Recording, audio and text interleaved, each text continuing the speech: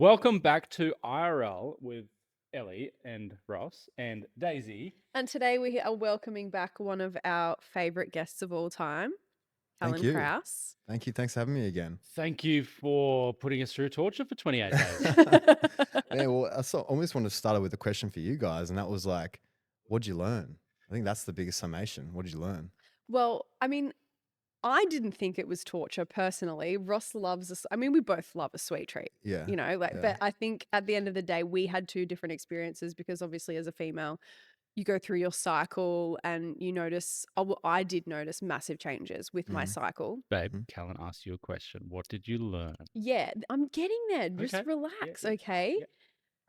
So what I learned was I had liver flukes. I told you how Straight common out the they are, gate, eh? like day 3, Yeah. day 1, you do the salt purge, you absolutely shit your back out. Yeah. And then like by day 3, I started seeing liver flukes coming out of me, which is exciting because obviously like we have to go back on the cleanse to kill off the eggs again, Yeah. which I'll get you to explain why Yeah. later. But Hey, babe, what did you learn on the cleanse? that I had liver flukes. Okay. And Yeah, then true. also I learnt that the cleanse was so good for me for my period. Yeah. Okay. And like how I felt on my period, my symptoms. It was just like easy. I didn't have Yeah. any like sore boobs. I didn't have any like crazy cramps. Like it was just an easy, quick. So what do you think that is? Like what do you feel like changed? What was the biggest difference for you that what you were doing before to doing during the cleanse?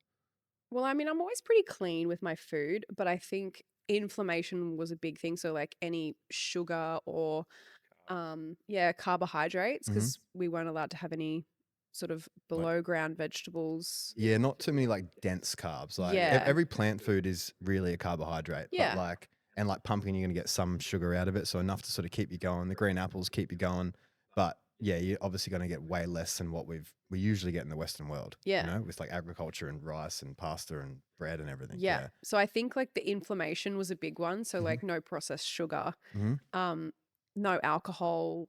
I think that made a very big difference. Yep. Because alcohol is just like a poison for your body. And I don't think our cycles respond well to it at all. Yep. And you are an alcoholic. So Look, I'd really love hard. a cheeky little fun little drink, but I don't drink during the week. That's like something that I've never done. But I do like a drink on a weekend if we're going out celebrating something or just seeing friends and catching up. Yep. And then like also not drinking any coffee. I just think it overall helped with any inflammation in my body and stopped me from getting like the sore boob symptoms and like the excessive cramps and things like that. Yeah, because you think like the liver flukes, they eat your liver, right? And they Yeah. eat the bile ducts in the liver. So usually like people will have trouble digesting fats, but forgetting that that's where you detox and everything, you know, all your estrogen and all that during your cycle. Yeah. So if it's that organ's literally being attacked and literally holes in the liver, and you know the liver regenerates really well. Yeah. Like liver regenerates quickly. So like something like they'll eat it away, but it keeps rebuilding itself. So it's almost like this Toxic food source. cycle. Yeah, it's like they get to feed on you. Yeah. And the liver is the most nutrient-dense food in the world, not only for us, but for them too, right? They're eating the liver. Yeah. And it just seems to be those ones all the time. Like the tapeworms, you get some pinworms here and there. Rarely you get a tapeworm, you know? Like we'll get probably sent a tapeworm once a week, but we'll get sent liver flukes every day. I was so photos. glad I didn't Yeah, have a wow. tapeworm come out of me. Yeah, I know. Because I that would have know. been horrifying. Well, that you know of. That's the thing. See, I didn't sorry. see anything. Turn that I'll off. get it. Hi, Mum. Hey, Mum. Hey, Dad. I'm doing a podcast. How do I go? I'll Do call not you back disturb. later. There we go. I should have done that before. That was actually my mum, by the way. Hi, Mum, if you're listening.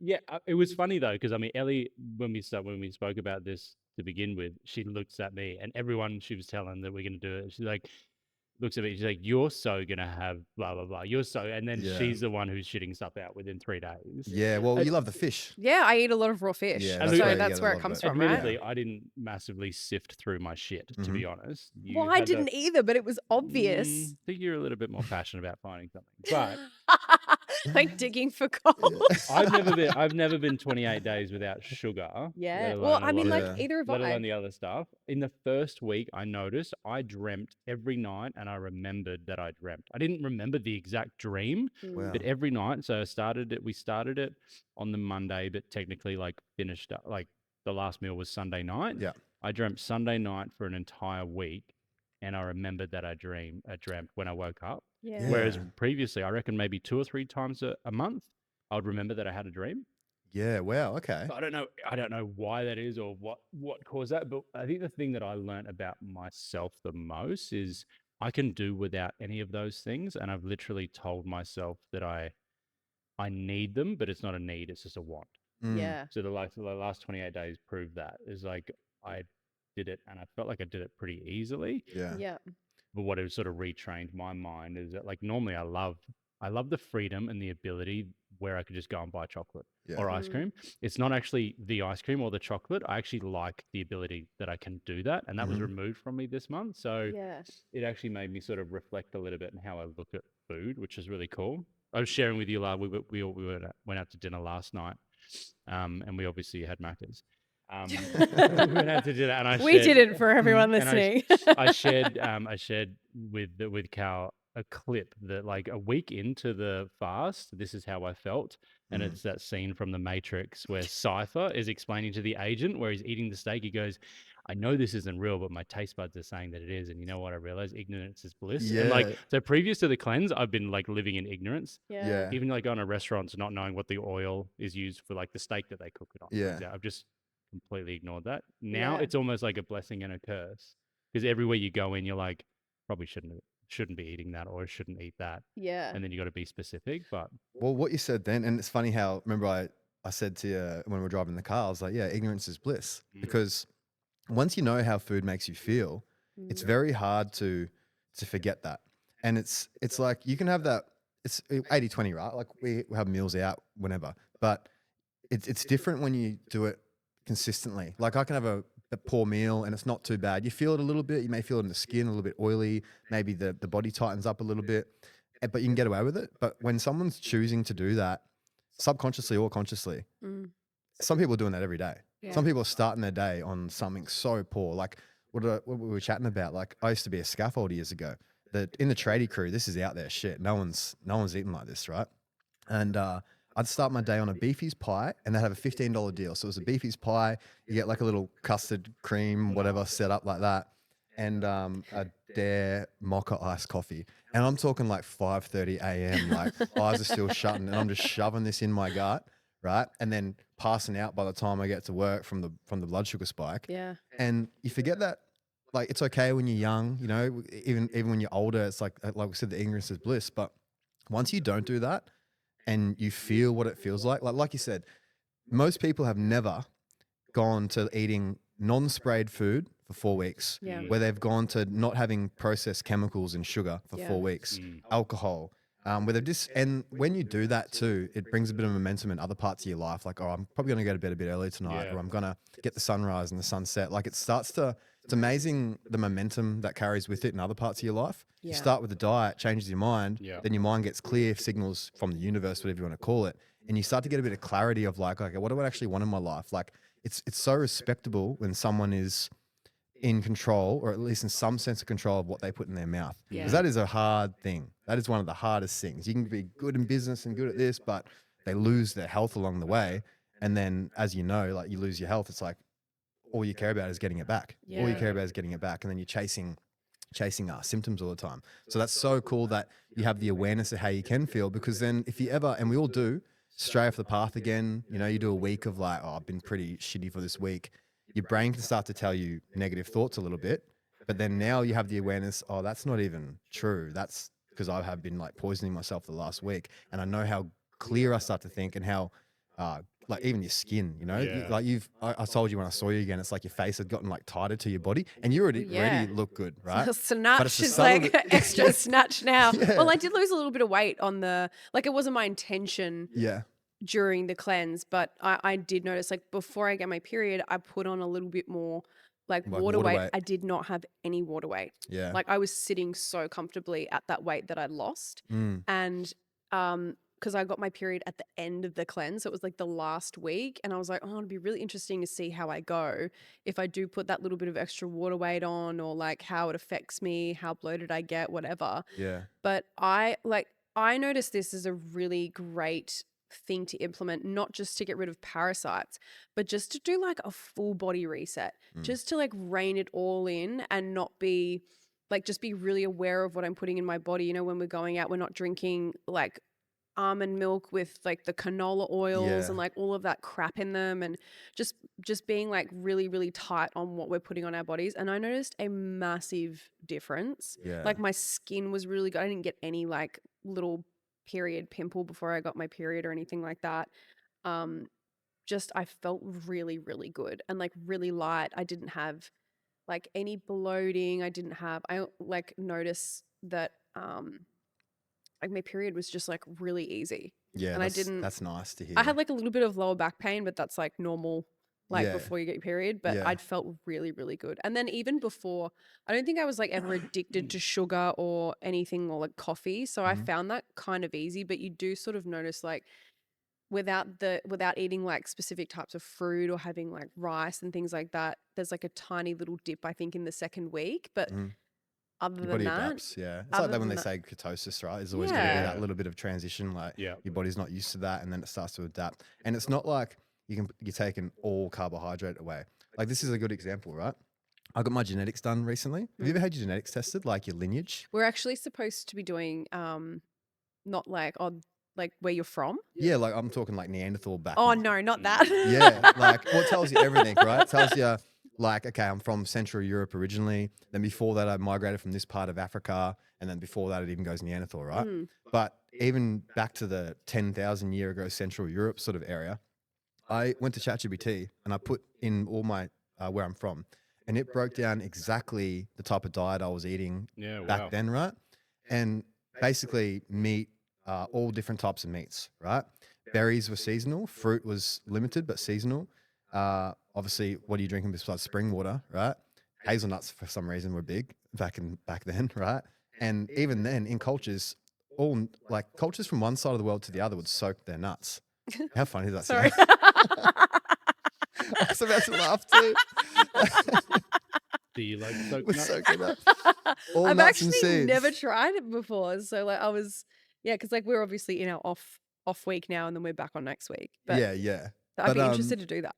But basically what I saw was, okay, how much sugar was I eating back then? And it was about 2 to 4 grams a day, if that, if I got any. Today, the norm is about 60 grams. Children are having about 90 grams a lot of the time. So you can start to see how, back to that evolutionary blueprint that we spoke about in the last podcast. And if you haven't listened to that, listen to that. But how that standard of like, okay, well, that's how much sugar I was eating. This is how much protein I was eating. This was the circadian rhythm. This was the rotation of proteins and all the organ meats and all the marrow and all the heart, liver, all that sort of stuff. And now we're not doing that, right? Yeah. And we're just getting sicker and sicker and sicker and sicker. And it's about feeling it because it's all just words. Everyone brings out papers and studies and eat this and can't eat that. And this is okay. That's not okay. The bottom line is back when we were then, we ate the berry to see if it made us feel sick. Yeah. And then you see how you feel. And it's one man's food is another man's poison because that same culture, you may get your genes done and you may be from, I don't know, Central America or something where there's a lot more plant food, a lot more sugar, and you may naturally handle a bit more sugar and Yeah. it could be fine for you, right? So it's basically coming back to that awareness of like, well, how do I feel when I live this way? And a lot of people, it's a really out there thing. For people, if you tell a lot of people this, they'd be like, what do you mean you're cutting out the chemicals? What do you mean you're cutting out? As if the chlorine in the water matters. As if, because they're looking for a study of 30 people to drink chlorine and see what measure are they even measuring for that, right? Because there's a feeling we get that you may not have in a piece of paper. That feeling is usually a bit of fatigue. You know, the first sign is usually you get tired, right? Yeah. But when you bring in nutrient-dense foods, you wake up that next morning, you're like, oh, I don't have that puffiness that I used to think was just me being tired. Yeah. And you realize like, oh, my face is tighter. Why am I tighter? Why do I have more energy? Why do I feel good? And then reflecting on that, and you can do that with everything in life. you know? Yeah. So going back to what the actual cleanse is, we'll just quickly summarize what we did for 28 days, yeah? Yeah. So the first day, well, for me, it's slightly different. I did this first 3-day fast for Yeah. guys, and for chicks, it's a 1-day fast. Yeah. If they choose it, yeah. But I on- did it. Yeah. I but on- committed. Yeah. But on that first day, you've also you have 500 mils of salt water, so a couple of teaspoons of salt Yep. in water. You absolutely shit your back out for anyone Yeah. listening. The way I describe this is how Cheap diuretic, dude. If you're ever struggling, you're like, oh, I need Right. something. Yeah. Just drink some salt. So you have the 500 mils of water, you have your apple cider vinegar, you have your other stuff, and then within an hour, like for me, within an hour, I literally felt like a chick. Because the amount of times like Ellie's a chick goes to the bathroom, or Ellie goes to the bathroom, and it literally sounds like she's fucking pissing a fire hose. That's what chicks sound like when they're on the toilet, Yeah, right? yeah. That is literally what I sounded like on the Yeah. toilet for probably like 4 or 5 It almost hours. makes you laugh, eh? No. Like, this is It ridiculous. did. It Do you made know me what was laugh. actually Yeah. so crazy though? We did it, and I was on the phone to Rani. Mm. Everyone, Rani is one of my best friends, and it's also Cal's sister. But we were FaceTiming her, and she's like, "How are you going?" And I'm like, "Oh, we're just doing the salt purge now." Ross is like vomiting into the sink because he had so much water so quickly and it was so salty.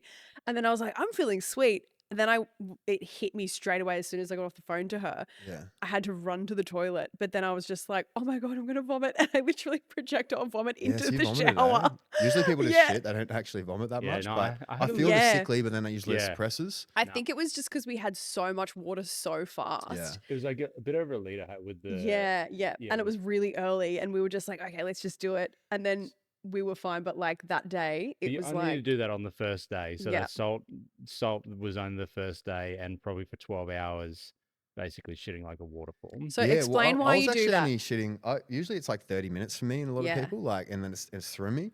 But Explain why you do, why that's part of the so if you think purge. about, okay, like when they look at like salt-based fertilizers in soil, and this is the whole problem with like spraying crops with everything and the whole monoculture thing, right? Salt kills the bugs and whatnot too, so it kills parasites. Tribes used to use that as a bit of a method, like just blow yourself out. But really, what it is, it's a nice way without taking some pharmaceutical stuff.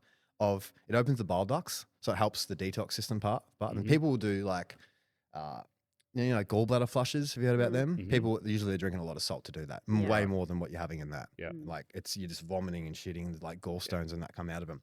But it helps the detox pathways open up. But more importantly, it just almost blows you out, like you felt. Yeah. That in itself can kill parasites itself. So some people have parasites come out just from that, right? Yeah, Because wow. the salt isn't great for them, and it almost gives you a clean slate to say, all right, now we're bringing in the stuff, and now we're going to start hitting these things, right? Yeah. While starving it worth of sugar, and that's when you bring in the supplements. Once the salt is blown through you and you're back to normal, usually a couple of hours later, then you start taking the supplements, and that's when there's no food to dilute it. It's just they're only eating that. And remember, a parasite's life cycle is short, commonly, unless you like some things can last longer, like tapeworms and whatnot. But like flukes, they'll have like a month life cycle, but then their babies will keep going. Yeah. And so if you're not eating for a few days for them, that's like not eating for a few years for us. That's a big deal for them. Yeah. But some females, if you're already got some hormonal stuff going on, as you know, everyone knows this now, fasting isn't great for all females, but that's why we made it like, all right, you'll add broth, still gives you calories. Yeah. Everyone's going to be able to survive 24 hours on a bit of bone broth. Yeah. You have as much as you want too. Yeah. So And I was fine. I felt fine. yeah, most people are fine. Yeah. 19, Yeah. I think sometimes we bubble wrap the world, I feel like. Yes. Everyone's like, this, don't do that because this is bad for this. But for 99.9% of people, they're probably going to be okay. Yeah. There is these caveats for everything, right? Yeah, Like there's you can have exceptions. Yeah. broccoli and it's sick for some and good for others. Like, That was the first 24 hours for us. So Yeah. no food, bone broth, Apple cider vinegar. cider vinegar, Do we have the tablet? and the yeah, you tablets took the as well. tablets. Yeah, I Yeah. took tablets, Yep. purge, and then we, Does it just a purge in the oregano oil? yeah. And then you took some extract maybe at night. Yeah. Yeah, just a teaspoon. Yep. Yeah. Like They the used to- charcoal stuff. Just the charcoal, just to help. Yep. Like we used to not have that. It used to just be the purge tablets and then extract on week 2. But some people are you guys were fine, but some people, you forget, some crew are just drinking 2 liters of Pepsi a day, Yeah. nothing but bread, sausage, rolls, whatever. Yeah. So they can get really big detox symptoms. And if someone does have a big parasite infection, as they die, they let off all the stuff in them, right? Heavy Yeah. metals they'll consume, Mm. all like the ammonia. And they basically make you feel sick. So that charcoal binds. And charcoal does work really well. Like they Yeah. use it for alcohol poisoning. Yeah. I'm not sure if you've ever had barley belly, but charcoal tablets do work. You have Yeah. that and it makes a pretty big difference. Yeah. So it's just that principle. People have charcoal tablets for when they're doing heavy metal detoxes Yeah. and Yeah. whatnot. So it's a chelator. It binds, it pulls everything into it and sweeps it out for you to help your body not have to do it all. Yeah. Right. So that first part is usually the hardest, especially the fast. But what I want to know is, what did you break your fast with? Because what I found the fast for me did was like, Or after 3 days, well, if I did the 3 days, by third day you don't care what's going on in life. You're just thinking about what's for dinner. Yeah. All of a sudden you think all this shit's important. Not really. If you got a roof over your head and a meal Yeah. coming, life's pretty good. Yeah. You Yeah. know? So it connects you like, what are you actually gonna sustain yourself with? And it really connects you to your cravings. Yeah. Like, I haven't eaten for 3 days. Or a day. What do Yeah. I want to break it Yeah. with? What is my body asking for? So what did you break it with? Steak. I Yeah, broke with so did steak. I. I Yeah. had fried eggs and tomatoes. Nice. Mm, Yeah, it yeah. felt good breaking it. Was it like a surge of energy? Yeah, it was Like, great. yeah. Like, because I mean, my food didn't massively change so much while I did the cleanse, because I would have fried eggs and tomatoes every day. Yeah. Like, I think the biggest thing that I changed was making sure my salmon was like, and my fish was wild caught. Yeah. Um, Huge. which massive difference. Yeah. Yeah, massive difference to the price. Of Yeah. it. Far out. Yeah. I And know, then it costs a lot, also, eh? but also Yeah. drinking clean water, like no filtered tap water, Mhm. just like clean water. Unfiltered tap. What do you mean? Sorry, yeah, unfiltered tap Yeah. water. But even filtered tap water is still like Yeah, they don't take the is pretty rubbish. they don't take the fluoride out of it and all the stuff Yeah. out of it. Yeah. So I did notice a big difference with that as well. But yeah, I felt really just clean and light and energetic. It was a nice routine as well, because the morning, Yeah. you smash your you smash your water when you rise, you smash your apple cider vinegar, you put your Yeah. oregano oil in. Like, I found it was a really good routine. Yeah. So that's like the first week Yeah. is after the fast for 3 days for me, and then after the fast for 1 day for you. It was just sort of normal food, hey. Yeah. But back to basics. So we Mm. did we had to go and find wild caught salmon, because not everywhere sells it. Yeah. Yeah, it's pretty hard to find. And Yeah. wow, Like just wild caught fish. and from Yeah. that, Ellie decided she's not going to eat as much salmon anymore, and she's going to spread it across other fish, because it's Yeah. like, Well, like Wild wild caught caught salmon was dory and wild Hmm. caught snapper and Yeah. wild caught barramundi. Like there's so many Of different types of course. fish. I did love, while we were on the cleanse, cooking different things that I probably wouldn't usually cook at home. Trad wife. Yeah, Last night she baked a cake and I could see Yeah. how much you were loving it, dude. I literally baked a cake You're, for like, Rani's really praising birthday, it, and I like- like really surprised myself. Yep. And it was like fully gluten free, like Yeah, it was like so a good. clean cake. I Yeah. mean, the frosting was like full of sugar, but Oh, it like doesn't fuck matter, it, it's a tasted birthday. amazing. Yeah. 80-20. So Yeah. that was it. So that was like the first few days, first week. Like, Yeah. nothing really changes. The difference is those first 3 days for a guy, you're fasting, you do the water, like the salt purge Yeah. the first day, and then the next 2-3 weeks is pretty much the same, right? Yeah. It's consistent. Day Yeah. 3 was when I started seeing the Flukes. parasites, and a lot of people asked me, they were like, "How did you know that you had liver flukes? Yeah. you It's see in 'em. your shit. Yeah. You can and you see haven't it." and you haven't eaten like did you have a lot? Yeah, I had quite a few liver flukes. Usually there's like hundreds. Yeah. Yeah. I had And a did you have lot. the little white sort of sesame seeds things Yep. come with them? Yep. Yeah. The eggs. Yeah, the eggs. Yeah, she was Yeah. on the phone to me. She's like, I don't know, I don't know if they're tomato skins or if they're. And I was like, babe, just give Cal a call, and then she Talk to calls, Cal and she about speaks what's to in you, my shit. calls Yeah. back like 10 minutes later. Yeah, hey babe, I've got liver flukes. She's so proud. She's so Yeah. excited. And really, well, the I mean, like, tomato it's nice skin- to see that it's working, you know? Like, I'm getting rid of something that's obviously eating away at my I know, liver, and I yeah. had no idea. And that could be the period pain around that area too. you know, Yeah, that's a yeah. huge thing. There's a massive link. I'm not going to heavily go into it because I'm not a full expert at that, but there's a big link between endometriosis and liver flukes. And Yeah. you can look up, you can just start searching into that. Yeah, There's a wow. link. And parasites and cancer, right? It's Yeah. almost to act as a Yeah. parasite, right? Yeah. But the liver flukes. So how did you feel like when you saw it? Was it like, whoa, what is that thing? Like, did you Well, get a no, bit of because it's in, like, the great thing is the PDF is so detailed Yeah, from good. the cleanse. Yeah. You kind of already know what you, like, if you're looking at it, you kind of already know what you're looking at, right? Yeah. So it's great that it's so detailed. And I was like, oh yeah, I reckon I have them. And then I called Rani and you were there on the phone on FaceTime. I'm like, yeah, I'm Yeah. pretty sure I've got them. And I explained them to you and you're like, yep, you've got them. So yeah, I mean, like, it was, you kind of like, you know what to expect. And that's why the PDF is so good. It's so detailed. Yeah. But with the tomato skin thing, usually the tomato skin you should digest them, yeah, right? They shouldn't be coming out. I mean, if someone had really low stomach acid, then you could suspect some things like that, yeah. but not 100 of them. And Yeah. not over Mm. next couple of weeks. It you was a know? lot. Yeah. And yeah. I eat tomato, but like there's a difference between tomato skin and then the parasites, which are like tightly rolled up. Yeah, they like, roll up like dead leaves. Yeah, yeah. Yeah. Yeah. So I was like, yep. And then I saw the sesame seed things, and I was like, oh, yeah, That's definitely exactly what got I had. 'em. And I had the sesame seed thing stuck in the mucus, so they'll hide from the immune system in the mucus. Yeah. Right. And they don't just settle on the liver too. They go through other parts of the body. They can go to the lungs and different organ, pancreas and things like that. Yeah. So they literally burrow through the intestinal wall and make their way slowly to it while they're small, like larvae, and then they start to grow and they multiply like thousands. Like And they contribute to like leaky gut and stuff, don't they? yeah, because anything that burrows through the intestinal wall Yeah. is cutting into the wall basically. Yeah. Hookworms are big ones for leaky gut and whatnot, and just roundworms. Yeah. And there's even like,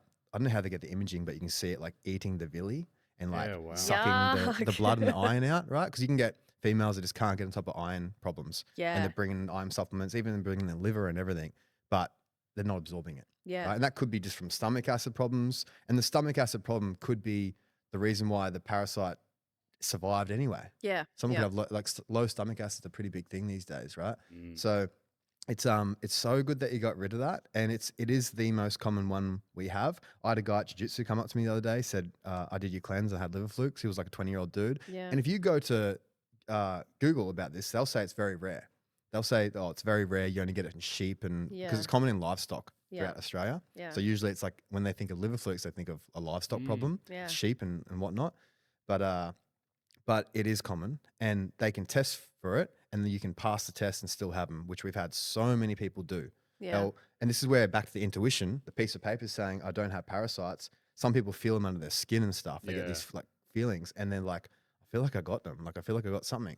So you just run some herbs through you, cut the sugar out for a while, you'll see it. Yeah. Oh, a crazy story.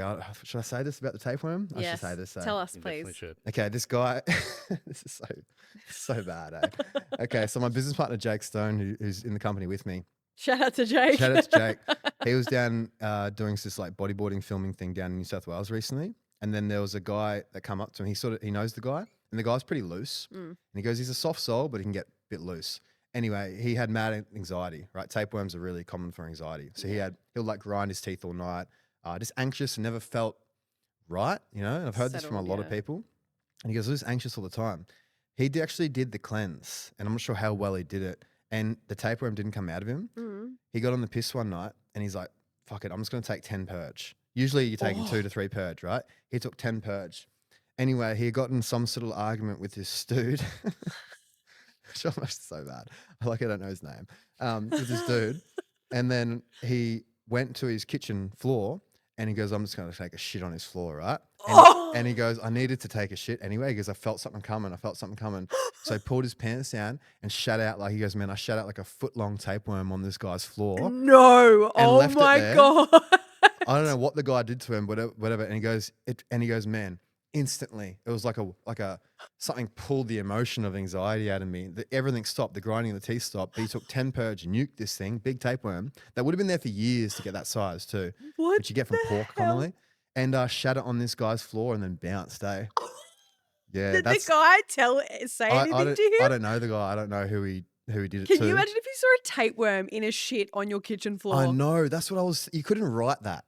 You wouldn't be able to write that into a movie. It sounds so funny. You know what I mean? Yeah. Like, sometimes the truth is funny in real life. And I told Jake, I was Literally. like, man, we got to get this guy on the potty to tell this story. That He's is like, so we'll get him up cool. eventually. Oh my God. That is such a hectic story. Yeah, no, that. I can't say I had the same experience myself. However, No. it was a good feeling to know that what's in me is like now out of me. And then obviously we go back on in a week or like next week to kill off the eggs. Yeah, so now we've done it for the month. Yeah. So we did again that first few days a little bit different. Then the 1 to 3 weeks is pretty much consistent, and then the last week you remove a lot of the supplements. Yeah, the last week you just focus on the whole time through, people listening, if you do this, you also want to focus on rebuilding the population. Because when you bring in oregano oil and things like that kills bacteria, but it kills some of the good bacteria. Yeah. So you want to bring in that like natural probiotics, however that is, kefirs, coconut kefir, there's like goat's milk kefir, there's just kimchi and things like that. Yeah. Assuming you can tolerate it. Yeah. Right. So some people can't handle kimchis and whatnot, so they need to choose different probiotics, but your body will tell you, right? So you want to always bring in that, and cultures used to do that too. That's why this makes sense with me. Like they used to ferment foods for preservation, right? So you want to also bring in to repopulate the good stuff, because the good stuff fights for the food that the parasites eat. Yeah. So it's like you want to bring in that battle of like, no, we want some of this so the parasites don't just consume everything, right? So that's why you want to do that. But you'd have 4 weeks on, well, 3 weeks on, and then you're still just starving at the 4th week, and then you're going back to like normal food, right? Yeah. Well, so you have your week off. When you have your week off, you bring in the normal foods again, Mhm. right? And have really, I tell people, have whatever you want if you want to, Yeah. but really you want to just bring in a bit of like fruit, maybe some rice again. And also it's a time to see how you feel.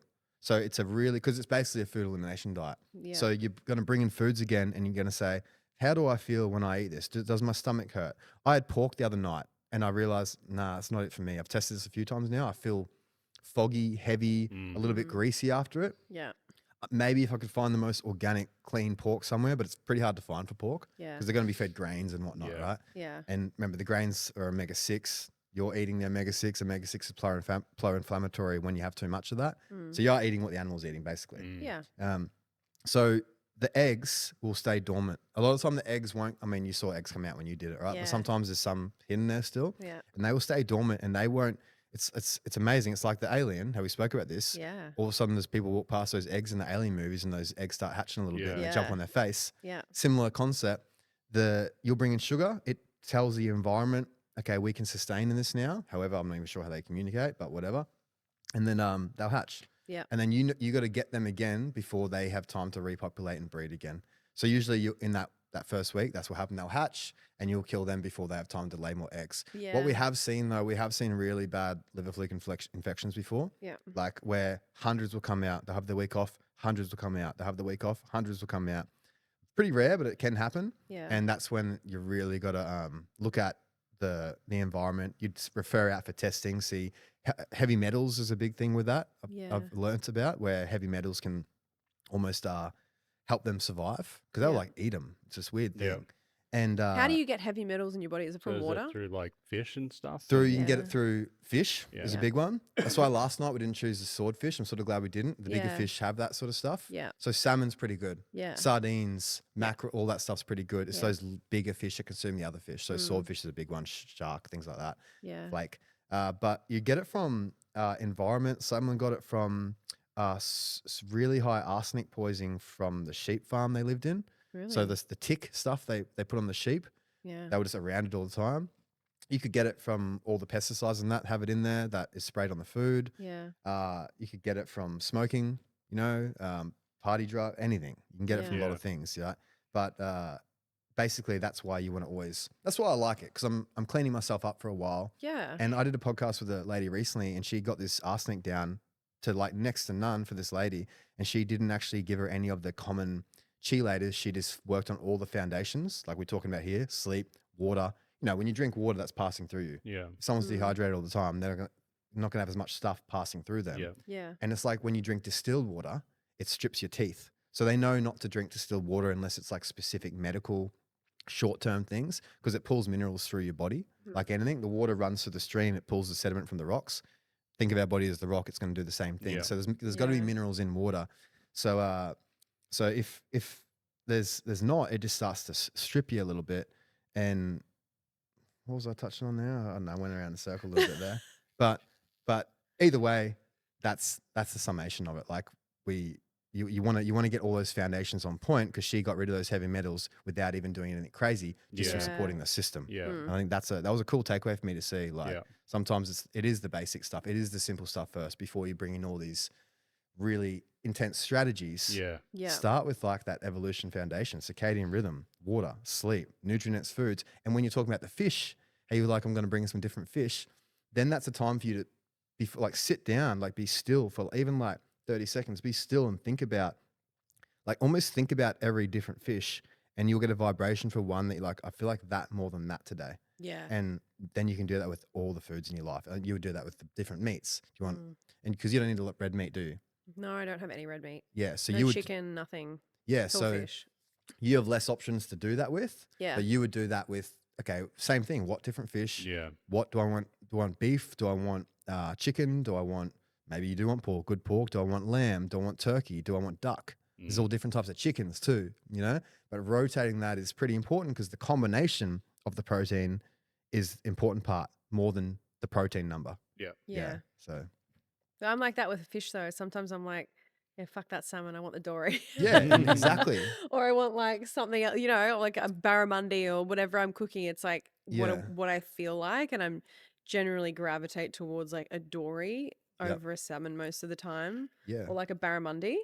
Yeah. So it obviously wasn't that crazy for us because again we're in our break, our week off at the moment, and things have gone a little bit back to normal. The first day that we had off of the cleanse, I went and got like a huge fucking croissant. And you Yeah, feel all right from it? Was it okay? I felt I shit. was The first day, fine. the I was first day, the great. next morning, I felt terrible. Okay. Like I Yeah. felt inflamed, swollen, puffy, like I'd drunk the night before, but I Yeah. didn't. I But had I'd like had sugar throughout the day, so I felt terrible. Yeah, at least Felt you're aware of really that though, bad. bro. Yeah, You know? like I Yeah. felt pretty good. I had a bit of a little bit of a sugar crash that afternoon, Mhm. but nothing too crazy. And I also didn't go for like something that was super unhealthy. I mean, I did have some like boba, Mhm. and then I had like chocolate What's covered boba? popcorn.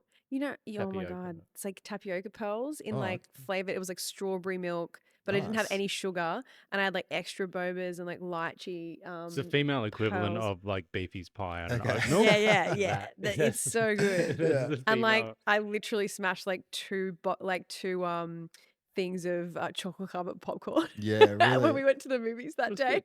It Yeah. was great, but I did have like a little sugar crash in the afternoon, but Mhm. generally I felt pretty good. Yeah, and I think mood is a big thing that people sometimes they're looking for the physical reaction, but sometimes it'll change your mood. Mm. Yeah. And the mood is one to be aware of. Like maybe you're tired, right, from the Yeah, sugar crash, yeah. or we're just not feeling that stoked. Like mood is a really good correlation to what you've been eating, Mm. and same with the physical things that you can feel within your body, within your tissue. You know? Yeah. Funny so I felt a very consistent mood. Yeah. Whereas normally, like sometimes I battle with like my mood and Mhm. try and make it consistent, but I'm working at that. Whereas I Yeah. felt like I worked less at the consistency. Having to think Yeah. about there's less up and downs, Mm. bro. Like your blood sugar. Yeah, There's less up exactly, and yeah. downs. Do you know Yeah. what? I Yeah. was much less of a bitch before my period. Really? Did you notice that? Did you notice Yeah, I that? wasn't gonna say it. Yeah, But I was yeah. I was Yeah. like, because sometimes I can get a bit moody just Mm. before and like Sometimes. a bit short and snappy. Yeah. Sometimes. You know, just if something sometimes, just but- like pisses me off, I'm like, fuck's sake, like, come on, like, let's get it together, Ross. Yeah, But right. like, I noticed a big change in my mood just before my period. Yeah, good. Yeah. Good. And that's the awareness. It's all about the Yeah. awareness. That's the Yeah. biggest thing I want to give to people with this whole thing is like, it's not even the parasites. It's that. It's like, and it helps, it makes me feel good because it changes the world. Because you took ownership. You went and figured out where the good salmon is. A lot of people won't bother. Yeah. And then you just supported a shop that's good practices for the world. Yeah. You know, and it's you change the world with the dollar where you spend it. So Yeah, all of a sudden totally. you're going to these little shops supporting small businesses which then supports the farms, which then supports everything they buy off. It starts to create momentum, and there is a Yeah. health energy happening in the world. Like everyone's moving slowly towards this way because it's truthful, Yeah. and everyone's Mm. sick, and Mm. everyone's getting sicker and sicker and sicker, Yeah. and more money are getting put into healthcare, and everyone's sicker, Yeah. right? So it's like this is how we change it. We change it really with the soil Mm. and the ocean and whatnot, because Mm. that's our food, and the food is Gaia, you know? And the Yeah. only real way to change that is changing it with how you spend your dollars, right? Yeah. Rather than giving $1 to, someone who doesn't support those practices. You might give a little bit more, $1.20 to the other person who does do better practices. But we were saying the other night, like you pay for your health one way or the other, right? Yeah. You either pay for it at $80 a kilo with wild caught salmon, Yeah. or you pay for it in inflammation and future doctor visits or mercury poisoning or whatever through Or being a bitch $30 before your period. salmon that's Yeah. the $30 salmon that's farmed and never It's experienced trash, wildlife. man. It's Yeah. full of Yeah. omega-6. It's like it inflames the tissue. It makes you feel not great. But some people aren't aware. Like have a heap of it. Have one, then have the other, and see how you feel. So you that's know? the Yeah. cost though, hey, because I think it's easy to measure a monetary cost, like an $80 difference a kilo to $35. You can see Yeah. that difference, but sometimes it's really hard to like tangibly measure the cost of having the cheaper stuff. Yeah. Because there is a cost of having the stuff There's which a is cost. compromised, and Yeah. I think during the 28 days, definitely for like the first week, I started to feel less of a cost of the stuff because I know that it was just fucking more expensive, Mm. but Yeah. the cost on my body was just not there. It was Yeah. just not like I was sleeping better. Again, inflammation, my workouts felt better. Yeah. And that's your experience in this incarnation. You know what I mean? Like Yeah. sometimes it's hard for people to like sort of get into their head. Like it's about redistributing an awareness of what's important in your life. Yeah. And it's so important because it is you. It is you. So you're sleeping better. you're probably gonna like you may see the opportunity the next day. You may be that little bit of different aura, energy high, that glow that have people like just have a different energy attracted towards you that may help you in business. That in turn gives you more money. Yeah. And some people are running around in a $200,000 car, and then they're just spending, trying to save 50 cents here and there on like a bag of carrots compared to here. Yeah. And it's just like the more you do it, the easier it becomes. Yeah. And it starts to actually change your psyche. Like it's not hard for me to not get a KFC Zinger box anymore. When I was 21, driving past that, like, especially if I smoke weed, I'm like, I really want that Zinger I box. have to have that Zinger box. Yeah. But now since you've done it I've done it for so long, you gain skills, you gain cooking skills, because all of a sudden I want my healthy food to taste really good. You Yeah. started baking cookies and all sorts of shit, right? Oh yeah, I was doing the most. Yeah, because he loves he's like, oh, I feel like a little, something. So I started just like baking stuff that I wouldn't usually bake at home because we just go out and get it. Yeah.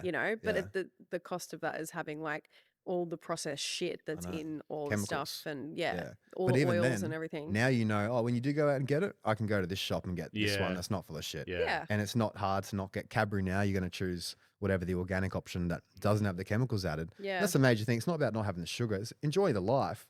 And also I just want to get through to people is like, it's not about being perfect. Like we go out to dinner, get whatever you want. I'll go out to dinner. I'll get whatever I want. I don't care. I'll experience this life. I'll travel and experience this life. But in my own house, it's solid. In my own fridge, there's nothing there. I've got no temptations. Yeah. And it's sort of like a nice rule to put in. Okay, in your own house, it's solid. But if you go out, get what you want. And eventually you probably won't even want to get the poor things because you'll know to feel it. Yeah. And I know, like, if I have a nice event coming up, I know, okay, I need my skin to be on point. I'm going to make sure I'm not going to have sugar. I'm not going to have this. And it's like clockwork. Your skin clears up. I had a girl recently, severe acne all over her face. And she sent me a voice message, like crying, like immensely crying. She's like, I just don't know what to do. They want to put me on the pill. They want to do this. Like, young girl, And I was like, and she goes, I don't have any sugar. I don't have this. I was like, tell me what you've eaten today. And it was like 2 pieces of bread in the morning with a bit of avocado, fruit, rice, and this for dinner. So I was like, she didn't know, but she goes, rice is starch. It'll break down to sugar. The bread will break down to sugar. This will break down to sugar. Back to that evolution model. Yeah. That's way more sugar than we've ever evolved. Have it here and there. Make sure you use your body afterwards. So you use the sugar. Yeah. But she didn't realize that is all sugar. Yeah. And that will make her skin break out. A week later, she's like, I can't believe it. Like, it's just clearing up rapidly. Yeah. I'm having more protein. I didn't know I had to eat every bloody 3 hours. Now I don't, like I'm full for longer. And she's a pale skin. Her evolution is ice. If you got white skin, you evolved in ice. So it's the reason why we got white skin. So therefore, fats, protein would have been really prevalent. And the fruits here and there, seasonally, berries and whatnot, but you wouldn't get a lot of the stuff we're getting now. Yeah. I wonder if how different it would be if everyone got to sit in front of like a container or containers of how much sugar they consume just in a week, and then in a month, and then in a year, and then whatever it is, and that would change your mind on how much Maybe. stuff They- I think that you would choose. We see that on like those like fat shows or whatever. Hey, they bring out The Yeah. calories they think they're the eating. can, and Yeah. they have Yeah. the tubs of like sugar, whatever. I don't know. I reckon it's that saying, whereas it's like nothing tastes as good as being healthy feels. Yeah. So I don't actually reckon even you see how much sugar, it's like it's not actually the sugar it's the way that you're feeling, and because you don't know how you're feeling, you actually don't have a comparison, which is why Yeah. I thought Yeah. this is so. I would definitely do this. Like I would say for the rest of my life, at least like once a year. Yeah. Well, so absolutely. there's Every a- 6 months, Yeah. I would encourage Well, I said everyone once to a year, have. but, Well, Yeah. like, I mean, I that do is it. once a I year. do it every 6 6 months, but for me, mainly because it's like a forced break off coffee. Everything else, Yeah. my Oh, yeah. diet's pretty Yeah. well like that. And once you do it more, you can start to do it a little bit looser, right? Yeah. But the main things if you want to do like a looser version, no chemicals. Yeah. Cut out any processed sugar. Maybe have some fruit. Not as big of a deal. But no chemicals and actually have a break of caffeine, because I don't think it's normal to have caffeine. I don't care about how many studies shows you how good it's about brain health and this. You know what it feels like when you have 4 coffees. It's a feeling, and if you're a female that's got anxiety already, stressing out about things, Yeah. it just immenses it so much, Yeah. which then sends all your other signals and cortisol off, which then tells your brain that bloody something's going wrong, a lion's chasing me. yeah. Yeah. And then your body doesn't know any different. Yeah. And there's a cost to pay for that. So it's just about having a break off that, then bring it in. Yeah. It's not an everyday thing. I don't think you should have anything every day except water. All Yeah. the supplements I even told you, like we gave you supplements. Don't have it every day. I don't think you're meant to have liver every day. I don't think you're Yeah. meant to have any supplement every day. And even the people that sell the supplements probably say that, and they probably do believe it. But obviously, it all of a sudden becomes cheaper because you don't have to have the Yeah. same thing Yeah. every day. But Yeah. also, you don't become intolerant to things slowly because your Oh. body will become intolerant to things. I want to talk about supplements really quick. So Mhm. you've got the king, the queen. So the king's for the men, men? queens for women. For women, yeah. Obviously. Yeah. Really. Obviously, I, I don't know. well, I don't know a lot. reckon- I know a lot of gay Yeah, men who yeah. would love to take the queen My mum was supplement. a queen, yeah. And then you have the enrich. For both.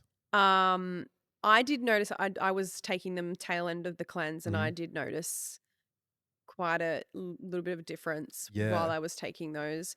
And the enriched powder is 100% New Zealand oyster Capsules. capsules. Yeah. Because some people don't like oysters. Yeah. But I've even looked into heavy about tribes of oysters, and just about every culture around the world ate some form of shellfish. Remember, we all live near rivers. Like, there's always Yeah. some form of like that, and you have to just survive. There has to be a water source. So seafood is a big thing. That's why when people don't eat seafood, I think that's breaking the rules of nature. Yeah. And I think you need that fish oil, you need that DHA. That's what makes all your sheath for your nerves. That's what makes your brain. Your brain's full of that. Yeah. And like I had a girl come in recently with MS, and MS is the myelin sheath is like being around the nerves is sort of eroding. And the first thing I asked her, I was like, "Do you eat seafood?" And it's like my intuition, asked her. She's like, "No, I haven't eaten it in years. I just hate it." I was like, "Well, that's what makes the nerves." Like, I'm not saying that's the cause of your issues, but when we want to give these little 1-2%ers, it's probably a pretty big thing, right? But the enrich is, just think this, right? Oysters are the second most nutrient-dense food in the world. Liver's the number one nutrient-dense food in the world. Liver's full of B12, so is oysters. Liver's got iron, all the B vitamins, retinol. And oysters is nature's highest source of zinc. So, as you know, I'm not massive on all the white powders of this stuff because it costs this. Like, if you have white powder zinc, it pulls copper out of you, right? It's pretty amazing that oysters have a 11-to-1 copper ratio, which is about the amount it pulls out of you. So it doesn't pull it out of you, it has it in the food. So it doesn't strip you as it goes through. And this is what I mean by all these synthetic things. It sounds good. This is good for this and that. But don't forget to use that. Your body has to use something else in it to use that in the body, in the synthetic way. Like NACs are really beneficial things for people with like, they're using a lot with like endometriosis and just inflammation, which is great, but then it can strip you of the zinc. Right? Because your body then uses zinc for the NAC. So people you look at stories, my zinc levels plummeted. So they're like, oh, that's okay. Then we give you a zinc supplement too. But then, but my zinc needs copper. Oh, it's okay. We'll give you a copper supplement. But my copper needs whatever else. So food, the structure and the combination is more important. Yeah. And oysters is full of zinc. Zinc is what you need for fertility. Zinc is what you need for immunity. Zinc is what you need for hair, nails, skin. It's really big for immunity. That's the main reason why I take it. It makes a guy semen, right? That's what semen is made out of zinc, right? So as a guy, it boosts your sexual energy, and that's why oysters are an aphrodisiac, right? Because they're full of zinc, and so they're known to do that. And the queen is liver, uterine tissue, and fallopian tubes from organic cows. Yeah. So they're the sex organs of a cow, plus the liver, and that. When I think about that is so important to rebuild the structure, because there's trauma when a lady has a child to that whole area, and your body can see things, and it's a similar amino acid profile. So if I eat an eyeball, it's full of retinol, and retinol is good for your eyes. They give it to eyes, but if you eat an eyeball, it's full of retinol. So there is a like for like principle for things. Yeah. I'm not eating eyeballs. Maybe I'll bring out a supplement of eyeballs one day. That's but- disgusting, Cal. Please don't. But like, I'm not the guy that wants to eat liver raw either. So give me some Yeah. capsules, and raw's going to be better. But we need some ease of things. Like oysters, not everyone likes oysters. Some people hate oysters. I hate But oysters. Yeah, but I think everyone should have them Yeah. because they're nature's source of zinc, more than the plant-based sources of pumpkin seeds and whatnot. They're great, but they're not as bioavailable. Yeah. Right. So when you eat that, it's going to support that for you, which is so important. That covers so many nutrients, just in selenium, B12, iodine. How many goes low in iodine? Right. That's very important for that. And then the liver for the B12 also, and that combination. And you go YouTube tribes eating liver, and you watch what they say. I watched this one Hasda tribe, and they were like, we eat liver, it makes us strong, makes us strong. You think they got some guy in a white coat telling them it makes it strong? They don't need someone to tell them. They eat it and it makes us feel strong. Yeah. They have a bit of honey, they're like, it makes us feel good, which is honey's my version of pre-workout, And And that's why it's so important. And a lot of people are low on those nutrients. So, and I don't have them every day. I use Soul to guide me with that too. I'll have it one day, have a few days off. Maybe I'll train a lot and I'll have it for 2 days in a row. Maybe I'll Yeah. double the dose that day. But I'm not like even though it says it on the jar, because you have to, 2 capsules a day every day. I don't care about the amount of zinc they tell you need every day. My body will tell me how much I need. Yeah. And my intuition will tell me. And like with everything in life. And it seems to work. Yeah. Yeah, I don't have all these ailments that a lot of people have, you know? Yeah. Touch wood. Yeah. Touch wood. So that Yeah. So I mean, great cleanse.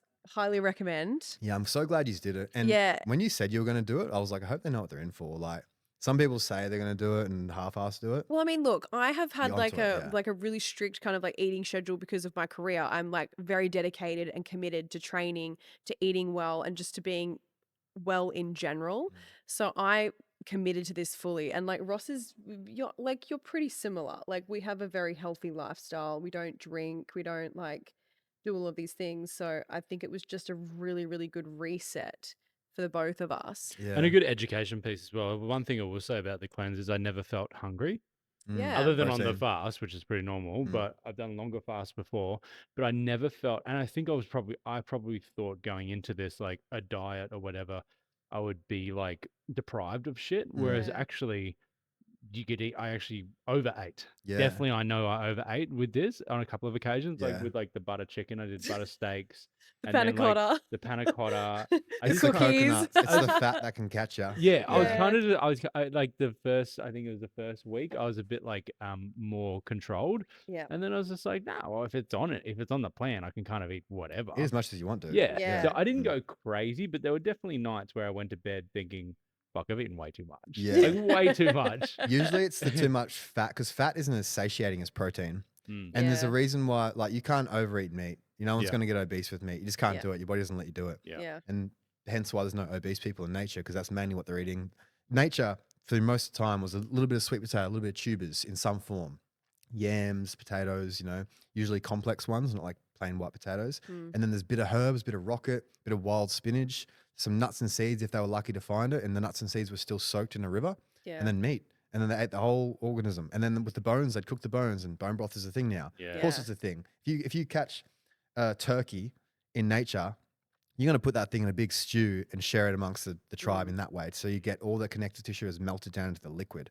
And Yeah. back to like trying to make it affordable, organic chickens are like, what, $35, $40? Mm. So you can roast it, cool, but you can also put that in a slow cooker. Yeah. And you get a lot of meals out of that. And all of Yeah. a sudden that $30, $40 ends up being 5, 6 meals. Yeah. It works out more than what you're spending on that Yeah. takeaway on the way to work. That's one thing that I did have, like, because I don't eat meat, I do have bone broth, and I do notice it. Like, it's so good for collagen. Like, Yeah, my it's so good skin for is the always skin, eh? glowing. Yeah. Um, So noticeable. it is. It really is. Yeah. But we also wanted to talk to you about posture. Yep. Because a lot of our female listeners, it's like 87% female, they're all between the ages of like 25 to 45, I think, Mhm.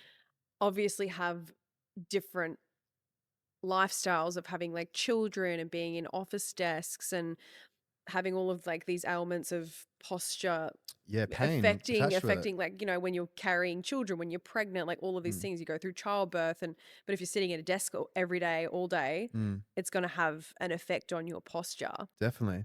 Well, let's touch on it with like how you said earlier, how on every period you get a little bit of back pain, right? Yeah. Now that's common, but it's common because usually everyone's got a little bit of some dysfunction somewhere in the body. We all live in the Western world. We all sit, we do things, right? But what happens during the period is, right, like everything descends. So the abdominal wall will bloat a little bit, right? And that bloating then is like the core set for your spine. So your transverse abdominis, which is a muscle deep in the core, that's the one that when you draw your belly button to your spine, it's what does that. Yeah. So postnatal, a lot of women and pelvic floor specialists will do like tummy vacuum exercises, which is a great exercise. But you can't draw that in if there's any inflammation there. Okay. So and that inflammation may be there from food or just the natural period that comes along. But generally there's an issue there already, right? Subtly. It's not an issue that's there all day long, but a little incongruence of like the stress in that area. And then just the stress from the period, losing that little bit of tension around the core, then puts more force in that area and you feel that little bit of back pain. And then when the period goes, it tightens back up, decompresses that area. Because as the core draws in, as the belly button draws in, people think it's just at the front, but that actually wraps around to the back. So Yeah. it is a true core set. And as it draws in, it's like toothpaste. It's sort of, they call it hoop tension. Draws in and it creates traction on the spine, which is sort of like makes you a little bit taller, right? Which then Yeah. decompresses everything. So there's an example there. And then looking at, okay, like why a common one, let's say for females, is anterior pelvic tilt, right? So a lot of girls have probably searched, how do I fix my duck butt, they may call it. Basically where their ass is sticking out, Yeah. okay? Which maybe that was there purposely for a little bit of photos here and there, who I was gonna knows? say, a lot of people Well, that's pay. what I have. mine's like that. Yeah, Yeah, a my lot of people pay for tailbone. their butt to stick out these days. Don't they? Yeah. Yeah. And sometimes it can look like an anterior tilt just with the big butt because Yeah. they can get tricked thinking the lumbar curve is the curve, but really it's the buttocks, right? So Yeah. there's ways of testing for that. But what's very important in changing posture is I want to try and teach as well as I can with this. It's like it's about time and attention. So I'll go into a bit more depth, but every body has muscle fiber types. So we've got slow twitch and fast twitch and sort of faster, different in between twitch. But let's say slow twitch muscles, and they're called tonic fibers. Every muscle is a combination of that, right? So tonic fibers, they're called tonic fibers because they hold tone. So if you think about what is posture, it's the moment before movement begins and ends. It's that moment, right? And there's posture during motion, but there's also static posture. And static posture will tell you a lot about the body. Like when I do a posture assessment on someone, I'll get them standing, not even doing movement yet, just standing, and seeing, okay, what is the resting tone in the body? Are the arms pulled in? Are the shoulders pulled back? Is their ass sticking out? Is their ass tucking under? Because this has happened from the way they've moved for a long period of time. They've put that stimulus on the body, and the body is adapting to do that well and be there. So a lot of people, this is a huge missing link. So listen in if you do want to change your posture with this. It's a huge missing link. You have to get time and attention. To hypertrophy tonic fibers, this is a good rule of thumb. It's about 3 minutes of time and attention. All right. So Are you saying time? under tension. Under tension. So it's like contracting the muscle for 3 minutes Yeah. or 3 minutes of total time and attention, but you can't rest for longer than 30 seconds. So let's say your head's forward, right?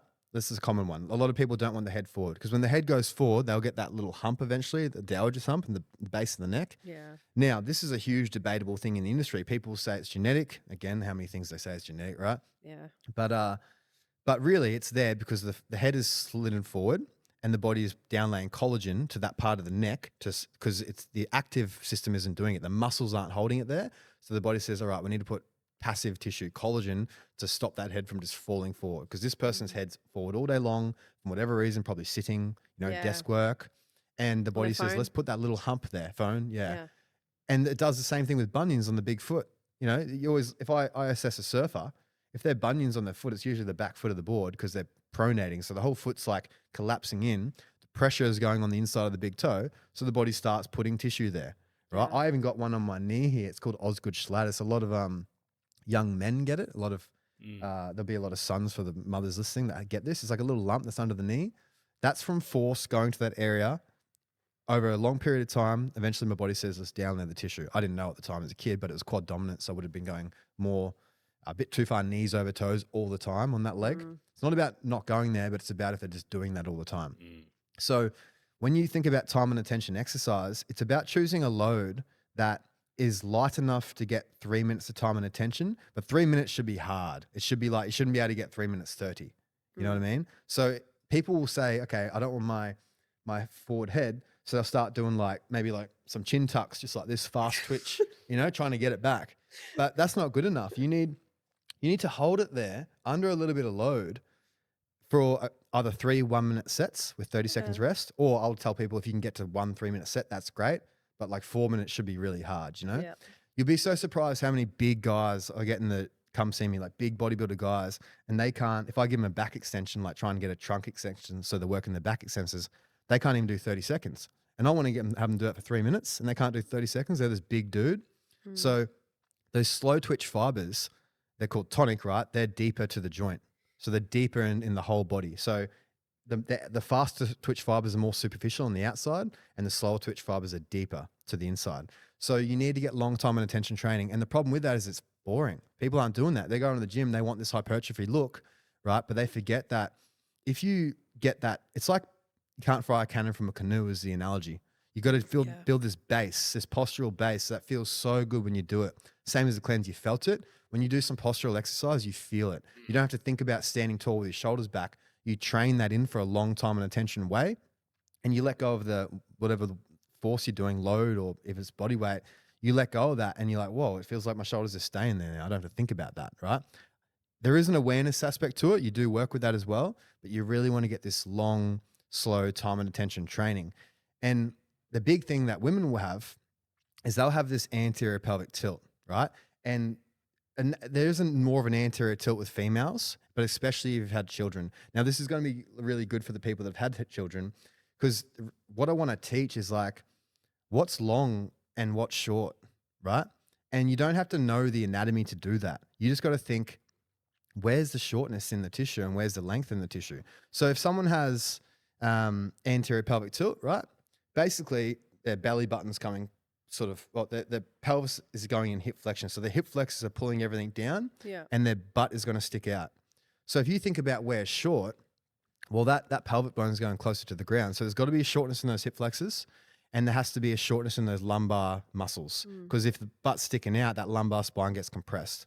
And the reason why you don't want to have that, and while females will get SI joint pain there and just a lumbar pain that can radiate around the hips, is because when that lumbar spine gets closer together, all those ligaments between them have slack because they're closer together. So everything should be tensioned, right? Yeah. And now they're slack, and then you're going to get shear. And that little shear will create pain. And everyone's pain just about is this: something's moving too much. Not the area that hurts usually is moving too much. Yeah. And maybe somewhere else isn't moving enough and it's creating the motion into that area. But either way, it's moving too much in that area, right? Because if their butt's sticking out, that lumbar spine is going to move around subtly, micro movement, but until it becomes macro movement. And sometimes they can get away with it if that person eats maybe they eat a really good diet, they sleep 8 hours, they're not doing excessive load into the area, they may get away with it. But the person that's stressed, the stressed mum, 3 kids, riding on caffeine, lack of sleep, she's not going to regenerate overnight with that micro trauma, and eventually it starts to become macro, because basically her rate of regeneration is less than her rate of degeneration, and that's that whole yin yang thing is out of balance. Yeah. So it's about contracting. This is a simple way of saying this, but it's about contracting what's long and releasing what's short. And if you think about like if muscle's short, it's like a sponge. So it's going to push the water out of that tissue, right? And that's why I'm big on fascia work, which is basically just a massage, right? But you can do it to yourself with a ball and a roller and whatnot. You get a ball in that lower back, clean that tissue out, which will be very painful for them the first time they do it. Get a ball in those hip flexors, stretch those hip flexors out, it's not always that something's tight that's doing that. It could be that the opposite's weak and it's just falling to that tight position. So the big thing for females I think will help is lower abdominal strength, right? Because what do the lower abdominals do? They tuck that tail under. So that's one of the things that are long, right? If their ass is sticking out, that belly button and below has to be stretched out for that ass to stick out. And then your glutes and hamstrings have to be lengthened because they connect from the back of the femur to the pelvis at the back. So they're all on stretch all day long, and muscles don't fire well when they're lengthened. If you're listening to this right now, almost like stand up and stick your ass out as much as you can and try and contract your glutes. See what that feels like, right? Then tuck your tail under, like really tuck your tail under and like flatten your lower back, then contract it and feel the difference. You'll feel, this is what I feel, and a lot of you will feel, that when you stick your ass out, you'll contract and you'll feel like your quads almost are contracting, and it's hard to contract your glutes. But as soon as you get it to that optimal sort of range, even like halfway to normal, you'll feel like you can contract your glutes so much easier because muscles don't work well when they're pulled long all day long. And generally a good rule of thumb is you feel the muscles that are pulled long. Okay. Yeah. So when someone complains about a tight back, usually they're so rounded. So the whole front is short, the whole pecs and abdominals, and you don't need to know what anatomy, you don't need to know pec minor, pec major. You just need to know that tissue. It's all sticky shit, right? It's all wet, sticky shit. Is short, and the mid back and the back is long, and they're going to feel like their back's tight. They're going to want a back massage when really it's taut, not tight. The insertion origin is pulled further apart, not closer together. So the priority for changing posture is releasing what's short with either some tissue work and then some stretching, and then contracting what's long in a long time and attention way, right? And it's hard to like word that. You're like, what exercise do I do? We've got so much on the Corrective Culture Instagram page. I got a posture correction program we got on there too. if you ever want to film some stuff, we can film some stuff. If listeners ever want to do it, I can show some gold. But that's a really powerful way to not live in pain, because when that ass is sticking out, that's the pelvic floor base is gone. And you know how many women have incontinence? You know, so many have after birth, and they don't tell Yeah. anyone. They'll go for a walk and they're pissing themselves, and they're scared to go work out with a trainer Yeah. because they're going to be leaking. And it's like more than 50% have this like thing happening. And there's a big link that if it's still happening 2 years later, it's still going to happen 10 years later. Okay, so doesn't go away for everyone. It stays there, and they'll hide it. And I've had women come see me, and they didn't tell me that in all the paperwork I got them to do, and I asked, but then I found out afterwards, like, is this happening? And like, yeah, it is, right? So if that ass is sticking out, basically all your organs are then falling forward in the abdominals. So you'll feel like you're stretching the stomach at the front. They're getting that descension at the front, because every time they breathe, that diaphragm's dropping down, pushing on their organs, and it's pushing forward into their already stretched stomach from the baby, which they may have stomach separation, right? Because that linear elbow, which is the center line of the abs, gets separate, and the organs push that even more. So if you can get that tail tucked under in a more neutral position, that pelvis, like the pelvic bowl underneath the rib cage, then when the diaphragm massages the organs and pushes it down, it goes into the pelvic floor and not into the abdominal wall, stretching the front of it. And it's very important about getting that pelvic floor underneath the diaphragm for that incontinence to not keep happening. So that's where I think about that scissor look. When you get some, the girls where their ass is sticking out and the rib cage is flaring.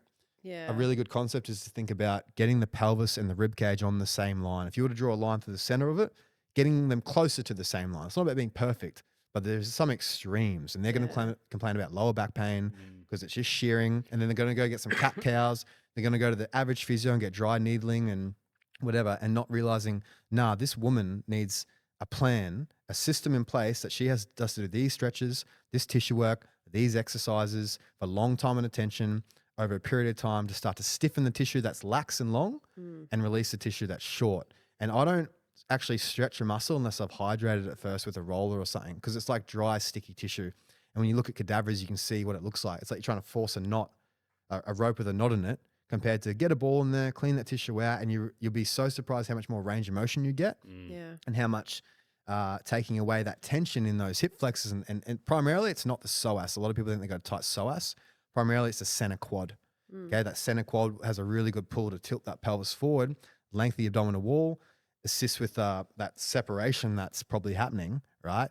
And that's why that tummy vac work is really cool, because that draws it in, it tensions that skin again, but you got to make sure those glutes are pulling down from the bottom and the lower abdominals are pulling up from the top like a steering wheel to get that pelvis underneath the rib cage. So if we want a quick example of what you would give to someone to work the glutes, a hip thrust, right? I have a hip thrust. I put their back on like a Swiss ball, creates a bit of instability, helps turn on muscles a bit more. And then I'll make them do a hip thrust, like a hip bridge, but tuck their tail under like maximum, right? Maximum. And you got to make sure you don't go too high, because when you go too high, it just jams the lower back. So you're just trying to get that pelvis and rib cage right on line as they're doing a hip thrust. So their back's on a ball, they're facing the ceiling, and they're just doing a hip bridge, consciously contracting those glutes, right? And I may have to release their hip flexors before it, because the hip flexors have to give length for that glute contraction to happen. So that's what I mean, like when the ass is sticking out, they feel like they can't contract it. A lot of women will complain, I can't feel my glutes. I feel like I can't fire them. That's where you can take a bit of like foam roller in those hip flexors at the front, roll those quads out, which would be painful at the start. And then you'll find that they can instantly have a better contraction to the area, because all you've done is just change the tilt of the pelvis a little bit, and the brain will fire it easier. Okay. So that's really good for the glutes at the back. And then you need something from the front, lower abdominal strength. And even like if you were just on all 4 points, like a dog, but keeping the rib cage and pelvis in line and then drawing that core in. And I'll do about 10-second holds. It's a really nice way of doing that. You can get up to that 3 minutes of time and attention eventually. So I'll do 10-second holds, and then you'd get another, 8 10-second holds, and that's 180 seconds. So that would be that 3 minutes of time and attention, right? Yeah. But really drawing in, and this is the main thing, you got to draw in low. And the cue that I tell people is those two little hip bones at the bottom that you touch on the front of your pelvis. You imagine there's a guide, like there's a guide wire between it, or they're like pages of a book, and trying to close the book. Because a lot of girls, when I give this to them, they'll just breathe it, they'll draw it in from their belly button. That's usually not the part that needs it. It's usually below the belly button, and drawing that in. So that can really like change the quality of someone's life. I've had girls with severe like SI joint pain right at the back of their tailbone region, and basically that's it. That's what I give them. I give Yeah. them this, but long time and attention Mm. with obviously good food, water, and whatnot. Because if you're dehydrated, all your disc heights drop, and then you get more shear again. Yeah. So it's like being dehydrated is almost the same as sticking your ass out. You're going to get more motion in every joint of the body, and that's why they got to stay hydrated, and they got to get this long time and attention training, which can change everything. You know. So it's about seeing where's short and where's long, and contracting what's long and releasing what's short. Totally random, but I mean, in the next like 5 or 10 years, there's going to be a lot of health problems with people who have injected themselves with a bunch of shit, right? Mm. How do you think like these Like butt the TRTs and stuff, you mean? Or what are they? like the TRT and that sort of stuff? No, I'm or- like the butt implants and even Oh, like that breast sort of implants. stuff. How does that affect? Mm. Like, how does that actually take, or is it just not really been around long enough to actually take a toll on a body? I imagine like strapping, I don't know, 2 kilos to the front of my like to my chest, which is probably going to have an effect on how my body adapts to that. Well, it's And load, then- right? It's load. It's weight at the front. Yeah. So therefore, when there's weight at the front, there needs to be more tone in the back extensors to counter that weight. So if they don't have that tone, they'll start slouching. And the reason why you slouch is because it saves energy. You're hanging off all the ligaments. Whenever you slouch, and you know the pregnant mum may slouch off the side of her hip. You know, Yeah. they'll like hang off the edge of their hip. Yeah. That's hanging off that glute medius, that muscle side glute. That's a way to save energy because she doesn't have the postural endurance in the tissue. This is what I mean. You can go do these heavy weights, get it bigger, but it's not the same as postural endurance. You got to feel it, right?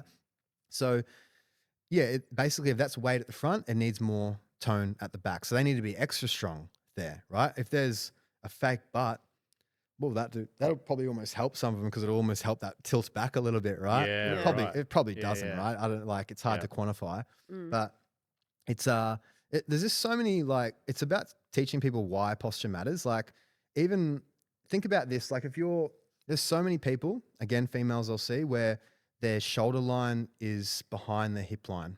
Okay, so if you're listening to this and you stand up, see what it feels like in your body when you push the hips forward relative to your shoulders. Like, and guys will have it too, where the hips are swaying back. Now, what you'll feel is the abs will contract because the abs have to contract, otherwise your shoulder's going to fall all the way back, Yeah. right? So you'll feel this ab contraction all day long. That should not be on all day long. Now, that ab contraction, the abs, mainly rectus abdominis, which is the six-pack abs, will flex the trunk, which then rounds out the upper back. If it rounds out the upper back, the rib cage is just the platform for your neck. So when I talk about the pelvis is the platform for your lumbar spine to sit on, you know, if the pelvis is tilted, the spine's shearing forward. The rib cage is the platform for the neck. So what happens is the hips are forward, the ab contraction's on all day long. That constricts this. It also constricts the spine. It flexes the upper back, which rounds out the upper back. And then the eyes have to stay level. So then the head goes like this. And they get this crease in the back of the neck. They get that big crease. Yeah. They're the ones that are going to get the hump. They're the ones that are going to get that C4, C5, C6 disc bulge stenosis, because that's the hinge point. Yeah. When I talk about it's moving too much, if that's forward in the hinging, that's going to move only there, and they're not getting any motion out of the thoracic spine. If you try and raise your arm above your head, like even sitting there, you can raise your arm above your head, feel what it feels like, then flex your upper back, and then try and raise your arm above your head and see how much that shoulder can go. It can't go anywhere. And then they may go see the average practitioner for a shoulder injury when they're not even looking at their posture, that person can't extend the thoracic spine. Arms not going to go overhead. They're going to impinge their shoulder. Over years, they're going to degrade that tissue, and then they're going to get cortisone injections in the shoulder.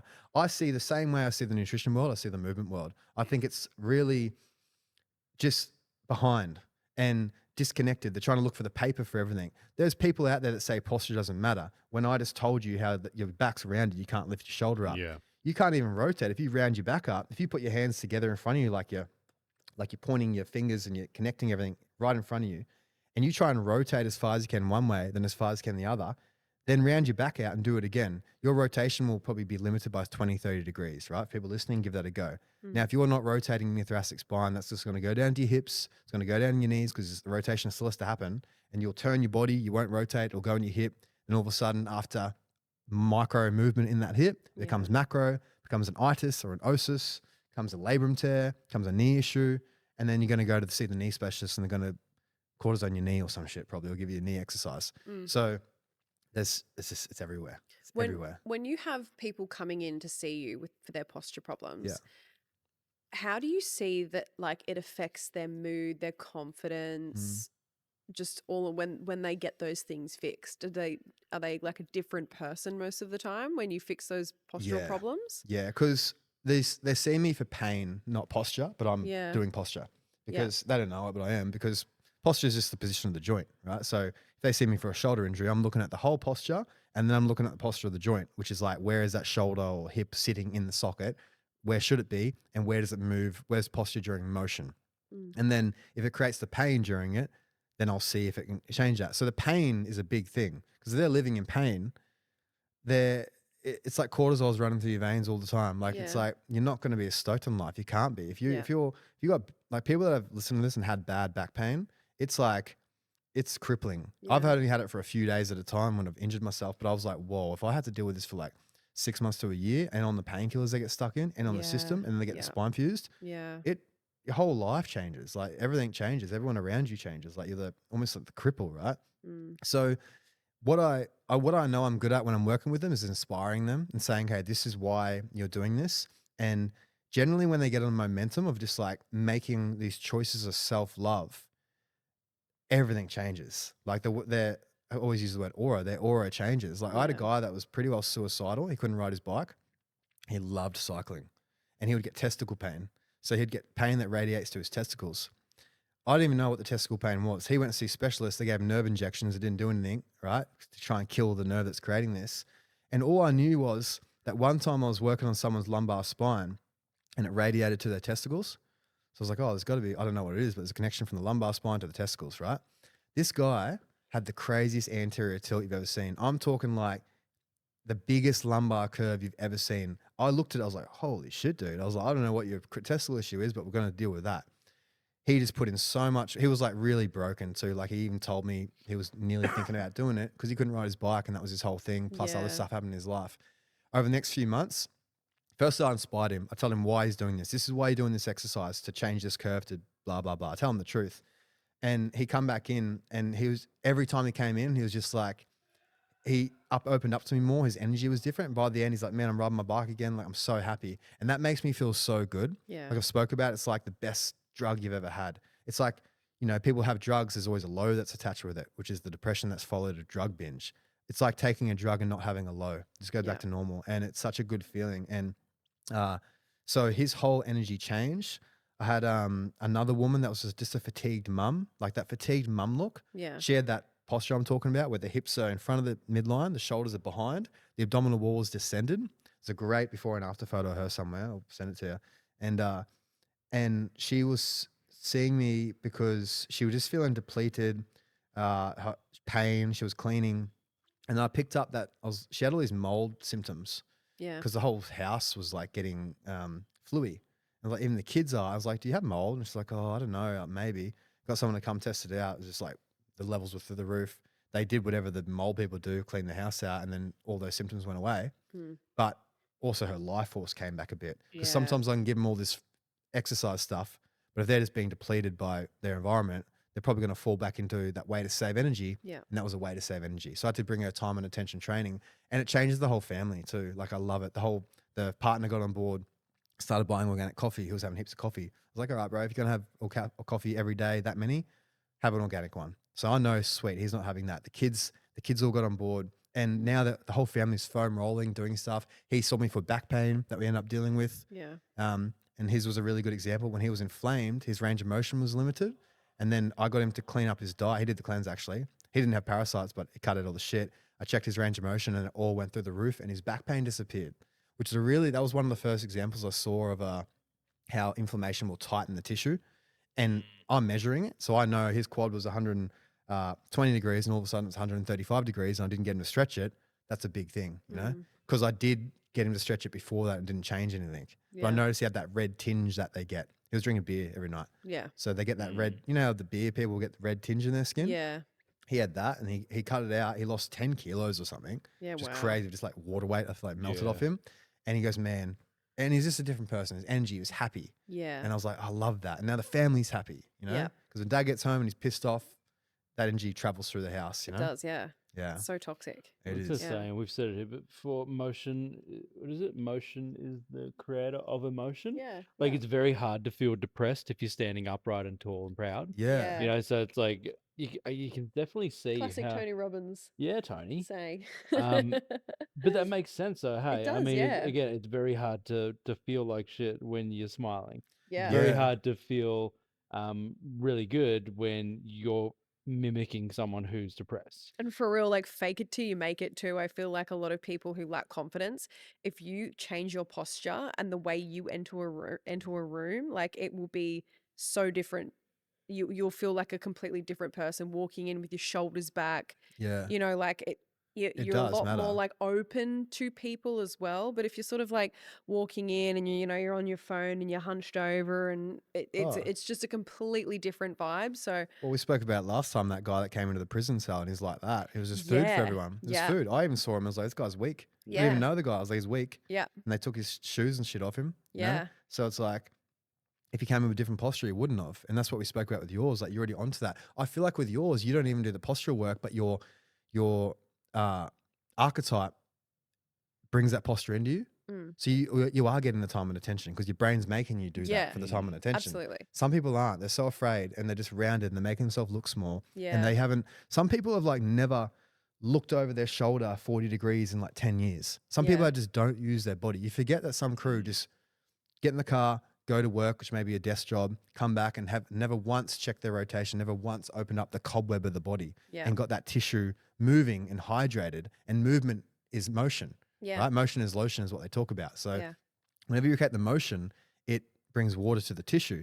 But if you've had an isometric contraction in tissue for so long, then that's what they mean by it dries out. Yeah. Like when your hips are in front of the midline, again, you can feel this. If you're a woman, commonly I found the women's hips are in front of the midline.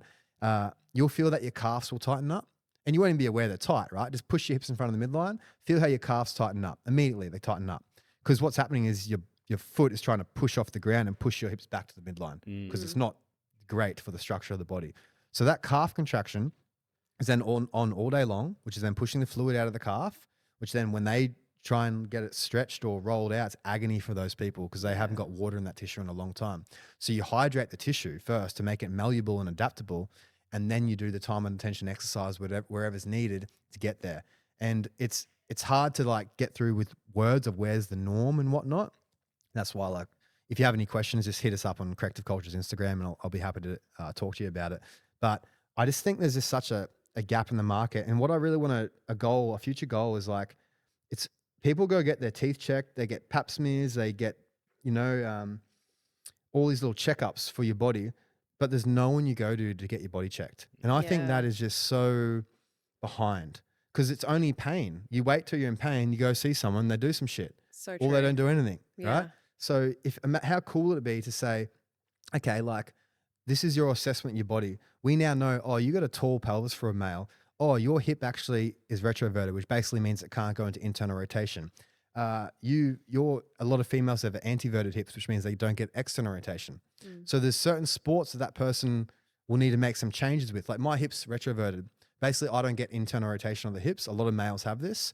So if I play golf, I need to make sure my foot's turned out a little bit so it frees up space for external rotation. Otherwise, I'm going to impinge that hip after 300 swings, and eventually it's going to create a itis in that hip, and I'm Yeah. going to go see someone. Yeah. So you can get a full assessment and say what's weak.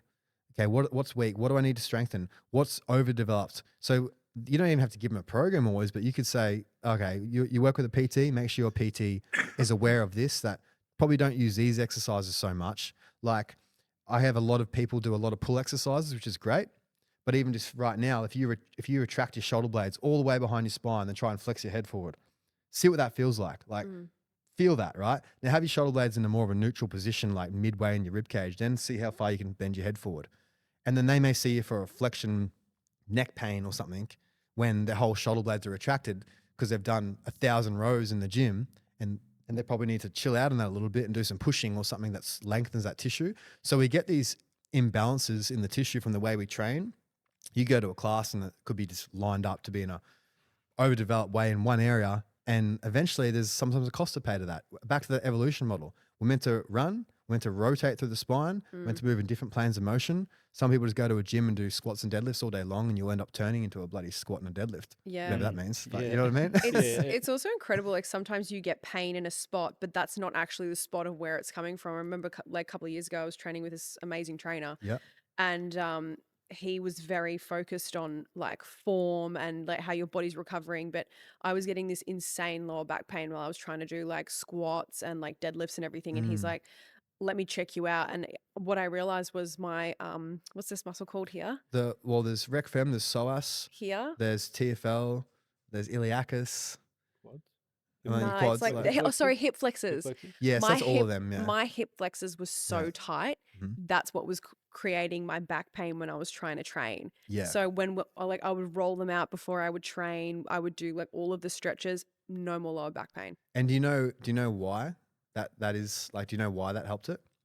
Is it because it's like pulling on it? Or I Yeah, don't yeah. know. Well, the hip flexors, they flex the hip, yeah, and then they create that lumbar curve, and then you're going to get motion at the area. yeah, So it's okay, but as soon as you load it, then that creates compression, and that creates the shear. yeah, So basically, what that did then, it would have gave you a little bit of a tail tuck without you having to think about it, because Yeah. it would have taken that tension away. Yeah. And then your glutes would have probably fired easier from there. And this is subtle stuff. yeah, But it's micro. Like you can, it's like I'm so connected to my body with this, so I'm very aware of it. But like it's taken me years to get to that. But now since I've done so much for myself, I see it in others. yeah, So when I heard you say that, that would have been my first thought too. yeah, I would have thought, oh, we need to check her hip flexors. And primarily too, it's the quads. It's the center one, that center that runs all the way from your knee to your hip joint, and not so much deep in here. yeah. But either way, they all flex the hip. But usually it's the quad that I find my experience is the one that's doing it.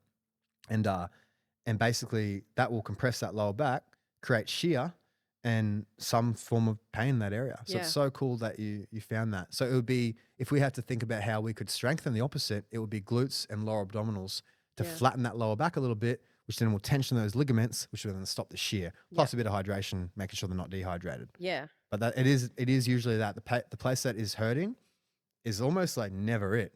Almost Yeah. never it. But it makes all the difference in your training when you realize where that pain is actually coming from. Yeah, it empowers you. Yeah, Yeah. absolutely. Yeah, It's how a- good's Probably like an everyday, but with someone like me, maybe like you don't know what you don't know. So obviously you're very in tune and aware, and this is your field.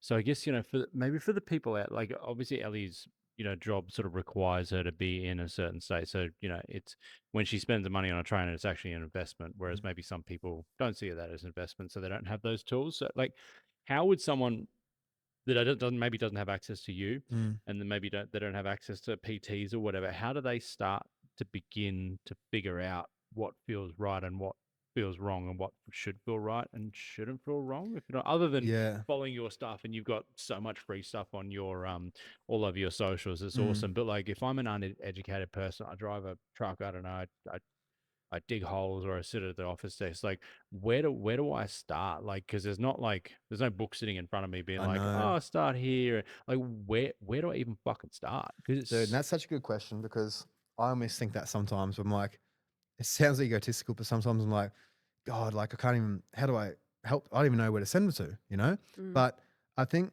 a big thing, usually lower back pain is probably the major thing that people are going to deal with, right? So what I get people to do is bring your mind's eye, which I mean, think about when you're doing motion, think about your lumbar spine, and what you want to feel is compression.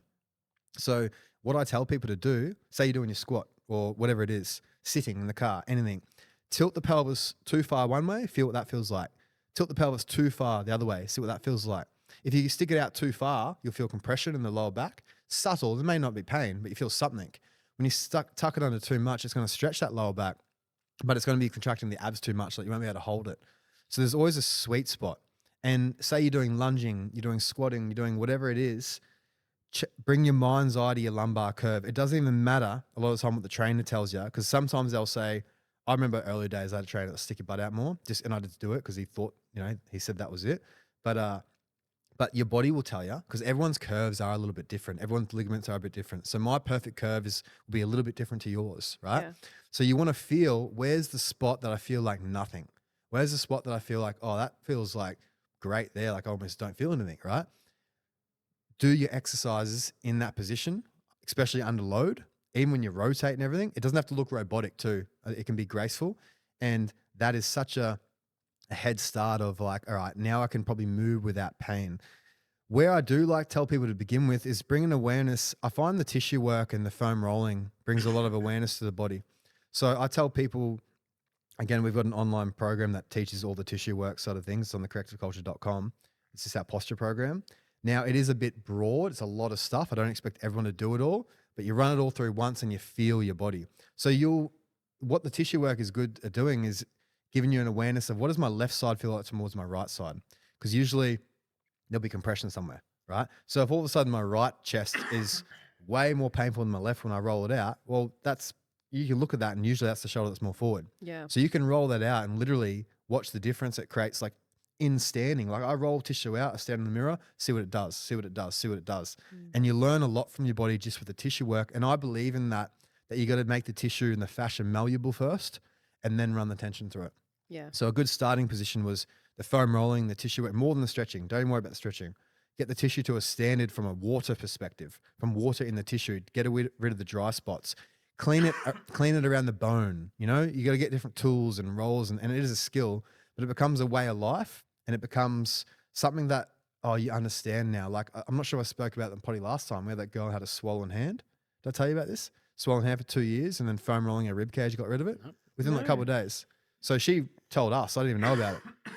So that was obviously a lymphatic issue in her body. And we forget that when you foam roll the body, that is all lymphatic. That is water, that's plumbing of the body. So you flush the body with that, and then it becomes way easier. Like there's been spots in my body, like my inner groin. I did like twice, like 5 years ago. I've never had to do it since. I check it every once in a while. Checked it the other day. I feel nothing, so I move on. So Yeah. your body will guide you. Yeah. Feel it, see what's tight, and work with that. Yeah. And a good tip is generally the things that keep tightening up, and I figure this out through experience, are usually weak. So you'll roll out spots and it feels good and it's never come back. You're like, oh, that's good now. It takes me like 10 seconds and it feels natural, right? But sometimes you do spots and the next day it's straight back to where it was. Generally it's weak and you need to strengthen that area, okay? Yeah. And that's like it goes heavy into things. So those side glutes are pretty big ones I find for females. You know, they do clamshells. Yep. Like it's a big physio exercise. Now it's important because a lot of females have one hip higher than the other. And usually that's I had that and I fixed it. Oh, did you? Yeah, with Oh. my old trainer. Like Oh. he helped me fix my lower back, and then we fixed Beautiful. because he gave me like he showed me in the mirror. He's like, your hip is a little bit higher. So then we started doing exercises that literally fixed the issue in my hip from That's- that X-ray I showed you. Yeah, that's Yeah. good. That's good. Yeah. So a lot of people, he's a good trainer. A lot of people won't even care about it. They Yeah. think, oh, it's fine. There's no pain. Don't worry about it. But eventually there's pain. Yeah. Because if your hip is higher on one side, the spine side bends to that side. I had a client a couple of weeks ago, back pain when he bends forward. I got him to widen his feet apart. So when you widen the feet apart, it takes the tension off the muscles on the side of the hips. Primarily the TFL is the main thing that will do this. And when it takes the tension off it, his pelvis went to level. So it told me the muscle was basically what was happening was his left TFL, which is like a left hip flexor muscle, was pulling the pelvis down, which is hiking the opposite side up. So a lot of times people think the high side is the problem, but it wasn't. The left side was pulling down, hiking his up. So when I got him to widen his feet, and you can do this at home, if you have a high hip, stand in front of the mirror, normal feet, put your hands on top of your iliac crest, which is the pelvis bones right at the top, like on the side of your abs. See what height the hands look. A lot of the time you'll see it. And then you can bring your feet tighter together, like they're touching each other, and it will get worse commonly. Okay. And that tells you, oh, that is tensioning that even more, putting on stretch, which is hiking the opposite side. And then you widen the feet and it will go level. Not always. If it doesn't change, it's usually a leg length thing. That's how I know. Yeah. Right. But a lot of the time it does change. And then when it goes level, I got him to forward bend and the pain was gone. When I brought his feet together, the pain was back. And this is this clinician stuff that are not taught, but this is like my curiosity that makes me go into all this. Yeah. Yeah. And it's just anatomy, really. It makes sense with anatomy, but yeah. And so I know, oh, okay, for his back pain, which is again you're talking about, it's not the area, right? Yeah. It's his back pain is there because he had a high right hip that's creating a side bend to the right of the spine. The pain was at the peak of the side bend, and he had a lateral disc bulge going out that side. So it's like toothpaste. You like bend it, it's going to push out to the left. Exactly that, right? It's fine when they get away with it, but he was a Tyler. So if you're loading it, holding load the whole time, that's going to create that. So a really important muscle to fix that. The side that the hip is high, usually that glute medius is weaker, okay? Because it's on stretch all day long. If that's high, it's stretching that side glute. So it's not even rocket science. You just contract that glute in a long time and attention way, Yeah. right? So I'll get 3 minutes of like side clam lyings, and they can't do 3 minutes straight. So you don't rest longer than 30 seconds is the rule. So I'll do a minute of just slow tempo. I don't even care about the reps so much. It's about the time and attention. So you just go slowly for a minute, rest for 30 seconds, do another minute, rest for 30 seconds, do another minute. And there's certain ways I do that, but just to simplify it, just strengthen that muscle.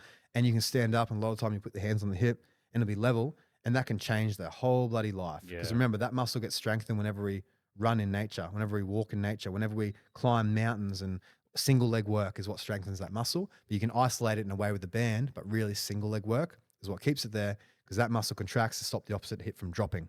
And that matters, because if that happens all the time, which I do see, they get back pain eventually, or hip pain. What can women do for like, because like obviously we like to wear high heels. Yeah. What's like one thing that we could do?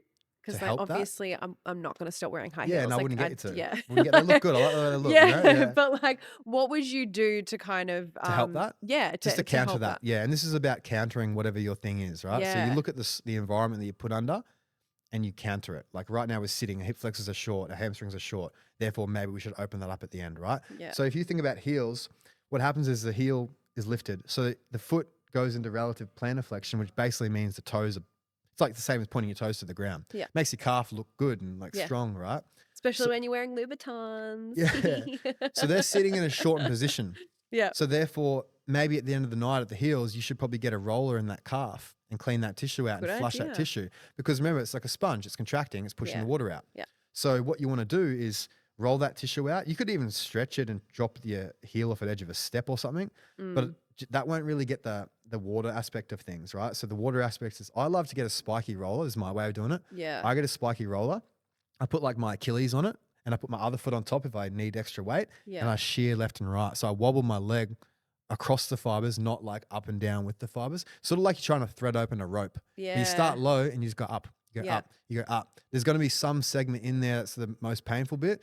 And my awareness is, I find that it's the bit that you feel like when you're standing and your hips go in front of the midline, you'll feel a certain part of your calf contract. Yeah. You won't feel the whole thing. You feel one part. Yeah. Generally, when you go roll it out, that's the part that's really painful too. Yeah. So you open that tissue up, flush it, and usually it puts you in a bit of a hip flexion. So the quads and hip flexors are in a shortened position. Yeah. So then just do what you said, roll out that quad, roll it Yeah. out at the end, and give yourself a little like couch stretch, like a hip flexor stretch. And I just stretch for 30 seconds as a nice rule of thumb. And you can get like 2 to 3 rounds of 30 seconds. I put that on Do Not Disturb. I don't Mom, that is mum. Mum's calling you Mum, back. still in a podcast. And just counter it. Yeah. So Yeah. think, okay, and even if you didn't know the anatomy, close your eyes and feel the contraction in the body. Yeah. I feel my calves are on. I feel like my quads are contracting a bit. Therefore, that's the sponge pushing water out. Therefore, at the end of the night, I'm going to roll that out a little bit, which can then save your lower back over time. Would you also suggest doing it before you do the shoes? Put the heels on? Yeah. Do like stretch, because I do like ankle stretches before I wear my Louboutins. Really? Most of the time, yeah. From Yeah. like going out and I'm going to be on my feet all night, I'll like pre-stretch my. That's a good idea. Yeah. Yeah, I would. I Yeah. would. It's like people don't stretch before exercise commonly, but I believe in corrective exercise before stretching. Like I said, if you're going to do hip thrusts and you want those glutes to fire, Yeah. there has to be length in those hip flexors. Yeah. So it's not just random stretching. It's like, so I've had so many yoga girls come in with their cooked lower back because they've just bent forward at the hips the whole time and stretched their lower back. So there's no more tension in the lower back. Yeah. So the opposite almost of an anterior tilt. Yeah. Where they get laxity from the butt sticking out, they get laxity from stretching it for too long. Then when it goes to Yeah. normal, it's been stretched too Yeah. long, and ligaments don't really tighten back up. So it's not great. It's like Yeah. it's a pretty very important thing that the hamstrings aren't crazy. Like they think they're stretching the hammies from bending forward. Yeah. The hamstrings are big muscles, so they'll do like a forward bend where you like lock your legs out and touch your toes, but the hamstrings won't stretch before the lumbar erectors do because those lumbar muscles are small. Hamstrings are big. So they think they're stretching the hamstrings because they're going further, but really the lower back's just getting longer and longer. Yeah. And then they get instability and disc bulges and whatnot in the lumbar spine. So for the girls who like want like a big old booty, Yeah. what would you recommend? Okay. So Like you doing want, pre-stretches for and things like that. so the pre-stretches before the big old booty program, you do a little hip flexor stretch. Yeah. Okay. So that's like a 30-second couch stretch. So your foot's like on the couch or a ball or a wall or something, and you stretch those hip flexors out. Yeah. 30 seconds, and do both sides and feel which side's tighter, because then you're going to do an extra round on the side that's tight. Yeah. Because if one side's tighter than the other, it's going to pull everything towards it, and you're going to get. That's why I'm big on the imbalance thing, right? Yeah. With the foam rolling, do both sides, so it takes the torsion out of the body, right? So you would stretch that out, and then think when you're doing, like, say, a hip thrust, or say hip thrusts are a good glute exercise, right? That lower back has to lengthen for that to happen too. So I'd get a ball in the lower back, or even like, like an Indo squat, like you're hanging off a pole and you're sitting Yeah. like we're taking a shit for a million years. That feeling, right? That stretches out those lumbar erector muscles. So we sit on toilets now, right? But usually we'd Yep. sit down like that and it'll stretch those muscles out. Commonly, I don't have to do that too much, because whenever we sit, usually our spine sits into lumbar flexion. Yeah. So most people already have that lumbar instability from too much sitting, because Yeah. it just like stretches it all day long and then it Yeah. gets shear, right? Yeah. So you would do that, and then you would do your hip thrusts, and you would do your hip thrusts in a strength way, 8 to 12 reps if you want to build hypertrophy, right? Like Yeah. heavy. But don't forget to also hit that time and attention, like at least once a week. Yeah. I start people rehab wise, they only do that until they get to the standard, and then we can load them from there. So I'm Yeah. big on like building that foundation, that time and attention, boring, postural, burning exercises. But when you get up, you feel it. It makes you feel so good. And also you can do that when you're feeling tired. And I find it doesn't deplete your nervous system. Yeah. If you're tired and go do a heap of squats, you almost get sick. Like Yeah. it's too hard on the body. Yeah. It's like you don't feel like compressing yourself. Yeah. But you can do things in a time and attention way, and it won't like deplete your nervous system. Yeah. And I find that's how I do my work in, work out. Like when I work out, I go heavy, I work out, Yeah. I do weights. When I work in, I go do my foam rolling, I go do my stretching, and I go do my postural exercise, because it doesn't deplete me. It gives me energy, because then I Yeah. can move through space easier. Yeah. Less energy to move through space, because my body's in a better alignment. I can rotate better. Yeah. So that's for the dump trucks out there. That's a way to The do it. I big reckon. old booties. And we love those big old booties, don't we? We do love those big old booties. We're gonna wrap up with fast 5 questions. Yeah. I'll start. Oh, sure, go. Yeah. Okay. Which ruins posture faster? Desk jobs, high heels, or bad mattresses? Desk jobs. Desk jobs is deep. Yeah, it's not ideal. It's in hip flexion. You're going to round out. You're sitting for long periods of time. Yeah. It's not great for the body. So desk jobs. You're at a party. We all know you like a party. Yep. What's the food or the drink that you would just be like, nah, not touching that? Parasites galore. Parasites galore. It would have to be. It would have. I mean, if there's like, is like, what do we have? Is pork tartare a thing? Is that even a I thing? don't think so. Okay, well, I wouldn't don't have think that. you can do raw pork. Right. Yeah. Yeah. I don't think so. Literally It would have to disgusting. be farmed salmon. Oh, yeah. Farmed salmon, because Yeah. it's like you even Raw? look at videos. Yeah, raw farm salmon. Yeah. Yeah. Cooked, it probably kills it most of the time, right? Yeah. But if you get any raw farm salmon, that would be shocking. Okay. Yeah. And you see the videos of worms all through them and shit. Yeah. Sorry, John West. Okay, you're stuck on a desert island with only one supplement or habit from Corrective Culture. What do you take? Or It would- do. It would have to be, Don't you? oh God, what do I take out of the stuff I have? Probably the liver or the oysters. I'd probably take, Well, you're on an island. There's probably some oysters around. you're right. Yeah. You're right. Yeah. Liver. Yeah. Liver. It has to be liver. Nutrient food in the world. Gives me energy. Yeah. You kill the energy in the cells from it. So yeah, the liver. But also like salt would be pretty important. No, you can get salt from the rocks and that. No, liver. Liver. Yeah. One wellness trend you wish would be over. What do you hear people talk about or come in and be like, oh, I tried this thing, and you're just like, well, Okay. just- What's a wellness? just- God. Trying to like, what's some good the diet, counting calories, Okay. a type of diet, a type Oh, of yeah. workout. veganism and carnivore. Beginners, yeah. Yeah. Okay. This is what Just I see. Right? Veganism. It's never been done in any tribe in nature ever. Yeah. There's a reason why they have the pale look, right? There's a reason why there's an archetype of a vegan. If you were to Yeah. draw the vegan, you're gonna write dark It's like a circles under stick the figure. eyes. I'm and pretty sure pale. that's where the original stick figure came from. Yeah. Draw. Just depleted, man. Like you can't even like sustain. You know, it just doesn't look great, right? Yeah. And the carnivore is like that's even to the extreme too. Mm. Every culture had both. You need a bit of you're surviving, Yeah. right? Yeah. And naturally, the intuition tells me I feel like a salad. I feel like some plant food. Yeah. The carnivores generally start to turn yellow after a while. Take note, they'll start to look a little bit like the vegans will go pale, right, and the dark circles. The carnivores can get the dark circles too, but they'll generally start to go a little yellowy Yeah. after months and months, not straight Yeah. away. It's like the same as the vegans. They feel good because they're cutting out the shit. Yeah. The carnivores feel good because they're cutting out the shit. Eventually, it's the extreme. Yeah. You know, and I think you need a balanced diet. And back to intuition, Yeah. nutrient-dense foods that you can absorb, Yeah. Simple as that. Yeah. Okay. Fuck, marry, kill. Kombucha that's been fermenting in someone's hot car for a week. Mm-hmm. Not bad. Tequila shots off a prison toilet seat. Mm-hmm. Or a warm Red Bull at 7 a.m. after an all-nighter. Oh, that sounds so bad, that last one. But then again, tequila. Okay, well, I'd have to marry the kombucha because I love kombucha. Yeah. And kombucha loves me.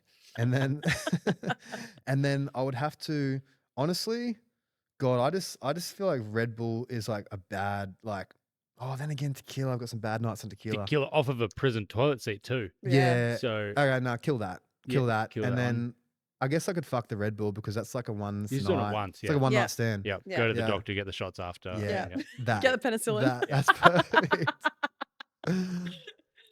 Well, look, we are so excited. I didn't think I would be excited to go back on and do the cleanse. Being Yeah. 100% I thought Yeah, man. I was going to do it. I was going to bite my tongue and we're going to make some cool content. I was going to feel a bit fitter and healthier, and then I'll never fucking think about it again. Yeah. Yeah. But to be honest, I felt it. We stopped it one day early It's all right. because we couldn't do the Sunday with all the food and stuff. Doesn't But matter. Yeah. we did it. We started one day early, and honestly, by the end of that day, I was looking forward to starting again. Yeah. It's crazy. Yeah. Because of like the forced habits that it Yeah. gave me. I would definitely recommend other people to try it and to do it all out. Like, you don't need to necessarily go and buy wild caught salmon. Yeah, Maybe but just don't go- do it half-assed maybe either. go. Yeah. Like, if Yeah. you're going to Go- commit to it, commit to yeah, it do fully. it and do it Yeah, properly. Yeah, and Yeah. do it like you don't have to. Like I say, you don't have to get the ribeye and stuff. Get the Yeah. chuck fillet, like Yeah, get yeah. the all that. There's ways of doing it. Yeah. It's just about stepping into your king queen archetype and taking charge of your health and saying, I choose to eat this food. I choose to buy the better option, and I'm going to search and take some discipline. You know, we can do Yeah. all this other shit. Like, figure it out. Mm. I don't really have time for the excuses of people like, well, where do I get it? Figure it out. Google it. Yeah. ChatGPT. Something. You know? literally. Make it happen. I like the exercise and discipline because I'm Yeah. used to that. So I really I thrive off of doing that with my food. Yeah, I can tell. So I just I really, really enjoyed it. And I can't wait to go back on next week because I feel like we've had a nice week off where we've had like a couple little treats and things. But now I'm like ready to go back on, kill the rest of these eggs off. And my remember, bringing the system. probiotic stuff to help. Yeah. help Yeah, that. yeah. the kimchi Maybe oil. what we talk about off air after this, we've done obviously the cleanse of 28 days, which we're on our week break at the moment. Yeah. We're going to do the other 28 days. Why don't we look at some movement stuff that we can incorporate into that over Yeah. the next I was 28 thinking like days I could as well? easily film like some really basic Yeah. basic stuff that especially the desk workers, Yep. the mums. I'll do it with like forward head posture, forward shoulders, the anterior tilt, the desk worker type thing, like some really gold for them. Yep. I think that'll really help people. Yeah. And really a help lot people. of stuff's already on your socials, hey? Yeah, it'll just be a cleaner But- one-stop shop to Yeah. find it all. But there's so Yeah. much stuff on the Corrective Culture Instagram we post. If you have any questions, I'd love to get guided what you'd like to see from us too. So if you have any questions, I'd love to do videos. And it's my full life's passion. Like Yeah. it's like I'm dreaming about it. You know, like Yeah. and I was at a share at your house before. I'm listening to Shirley Salmon, an 86-year-old physio, talk about the shoulder. Like it's not work for me. Yeah. And I know I've got a head start with their upbringing with my dad and that, but I really my goal is to really change that whole model for the world with movement and get people behind a bit of a system that can empower themselves to look after themselves instead of having to come see everyone all the time for some dry needling and taping the shoulder and shit. I think it can Yeah. be better. And it's just about teaching other practitioners to learn. And so there's just more of us in the world. It's really nice to see how many people's lives you impact. Like we were at breakfast this morning and a guy came up to you and he's like, man, I love what you're doing. It's so great. You've had such a great impact. So it's really Yeah. nice to see how you are impacting the community and making people take note of like their health and wellness and taking care of themselves and being really conscious of that. Yeah. And I love that. He was an exercise Scientologist too. Yeah. Scientologist? Probably not. Scientist? Exercise Exercise science. science.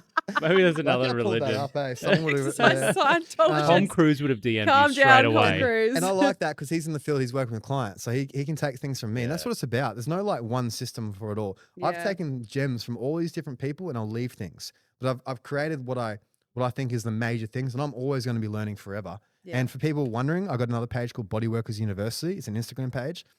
Eventually I'm still working on it. I've been working for the last 2 years of an educational platform where I'll teach practitioners, whether you're a personal trainer, PTE, physio, osteo. Just basically, I'm trying to create a community of people that work with the body that can all help each other and share. And for me, it makes me feel good because it makes me learn forever. Yeah. And that's what I created, because I had a little bit of a dip in, like, our income was coming from the supplements and whatnot. So I didn't need to do that anymore. But I'm like, but this is what I'm good at. Like, I want to Yeah. do this. So how can I do this and monetize it still? So create an online community where we all share. I have the way I work, assessments with real people, exercises, stretches, everything. And eventually we want to create one for the normal people that just want to work on their own body and not have Yeah. to do it in the field. So it's just a lot of moving parts right Yeah. now, but eventually we'll get there, and I'm just learning every day. Aw. But I just want to also thank you guys too, because you've helped support us so much. Of And course. you didn't have to do that, But we love to do it because we love you guys. Yeah, And it's we like, love you it's too. just, But it's a people good thing, benefit from yeah. this, and we Yeah. get to share it with the people who are on our journey. And it's just nice to see people doing something good for themselves. Yeah, well, So- and like obviously brands pay you a lot of money to do things, and you didn't ask for a cent from us, and you're helping all these other people doing it out of pure authenticity. You know what I mean? Like, so Yeah. that I love that, because, and so people listening, it's not you trying to sell it for your own personal Yeah. income, which you wouldn't anyway, No. right? Yeah, no. But that is Just out there. genuine Yeah. curiosity for what you're doing and obviously what's great in Yeah. your life, and you want to learn from other people. So Yeah. And I've done that for years Yeah. with so much health and wellness stuff. I've given away so much knowledge that I've picked up from personal trainers that the general public can't access, Yeah. or like naturopaths, nutritionists, like all these people I've worked you're with. like Ellie Teresa. You just Yeah. walk yeah. around giving Just out give all me this a stuff for a free. Nobel Prize. Dude, we did her numerologies before she's a 9. She's a humanitarian, basically, is what they said. Yeah, Like, a it's just- humanitarian. yeah, No. that's exactly. I was like, Like Kim amazing. Kardashian. Yeah. Well, like the 28 days is awesome. I'm looking forward to the next 28 days. Yeah. Even more than what I was the first, even though we've already done it. Thank you for round 2. I reckon we're probably going to need to get you back for round 3. Yeah. Yeah, and I'd love to Yeah. have you guys Some on the other podcast stuff. one day if you ever up Yes, the coast. I'd love to definitely. chat Yeah, about let's do it. both years too. What a It'd be really vibe. cool. We'll Yeah. tag all the links and all the stuff for all of Cal's stuff, Yeah. all below or above or the side or Yeah. inside. Thank you so much for coming on today and the last episodes. Anyone listening, go and listen to the last episode if this is the first episode you're listening to, because I feel like a lot will make Yeah. sense if Yeah, we're definitely. referring back to Yeah, that the whole that last evolution episode. thing. I really wanted them to drill that in. Yeah, That's absolutely. a nice, powerful way. Well, thank you so much, and we will see you guys in the next episode. Much love. Thanks, Cal. Bye. Cheers, guys. Thanks for listening to In Real Life. If you'd like to show your support, you can subscribe on Spotify, and don't forget, you can watch full episodes on Spotify or YouTube. We'll catch you next time.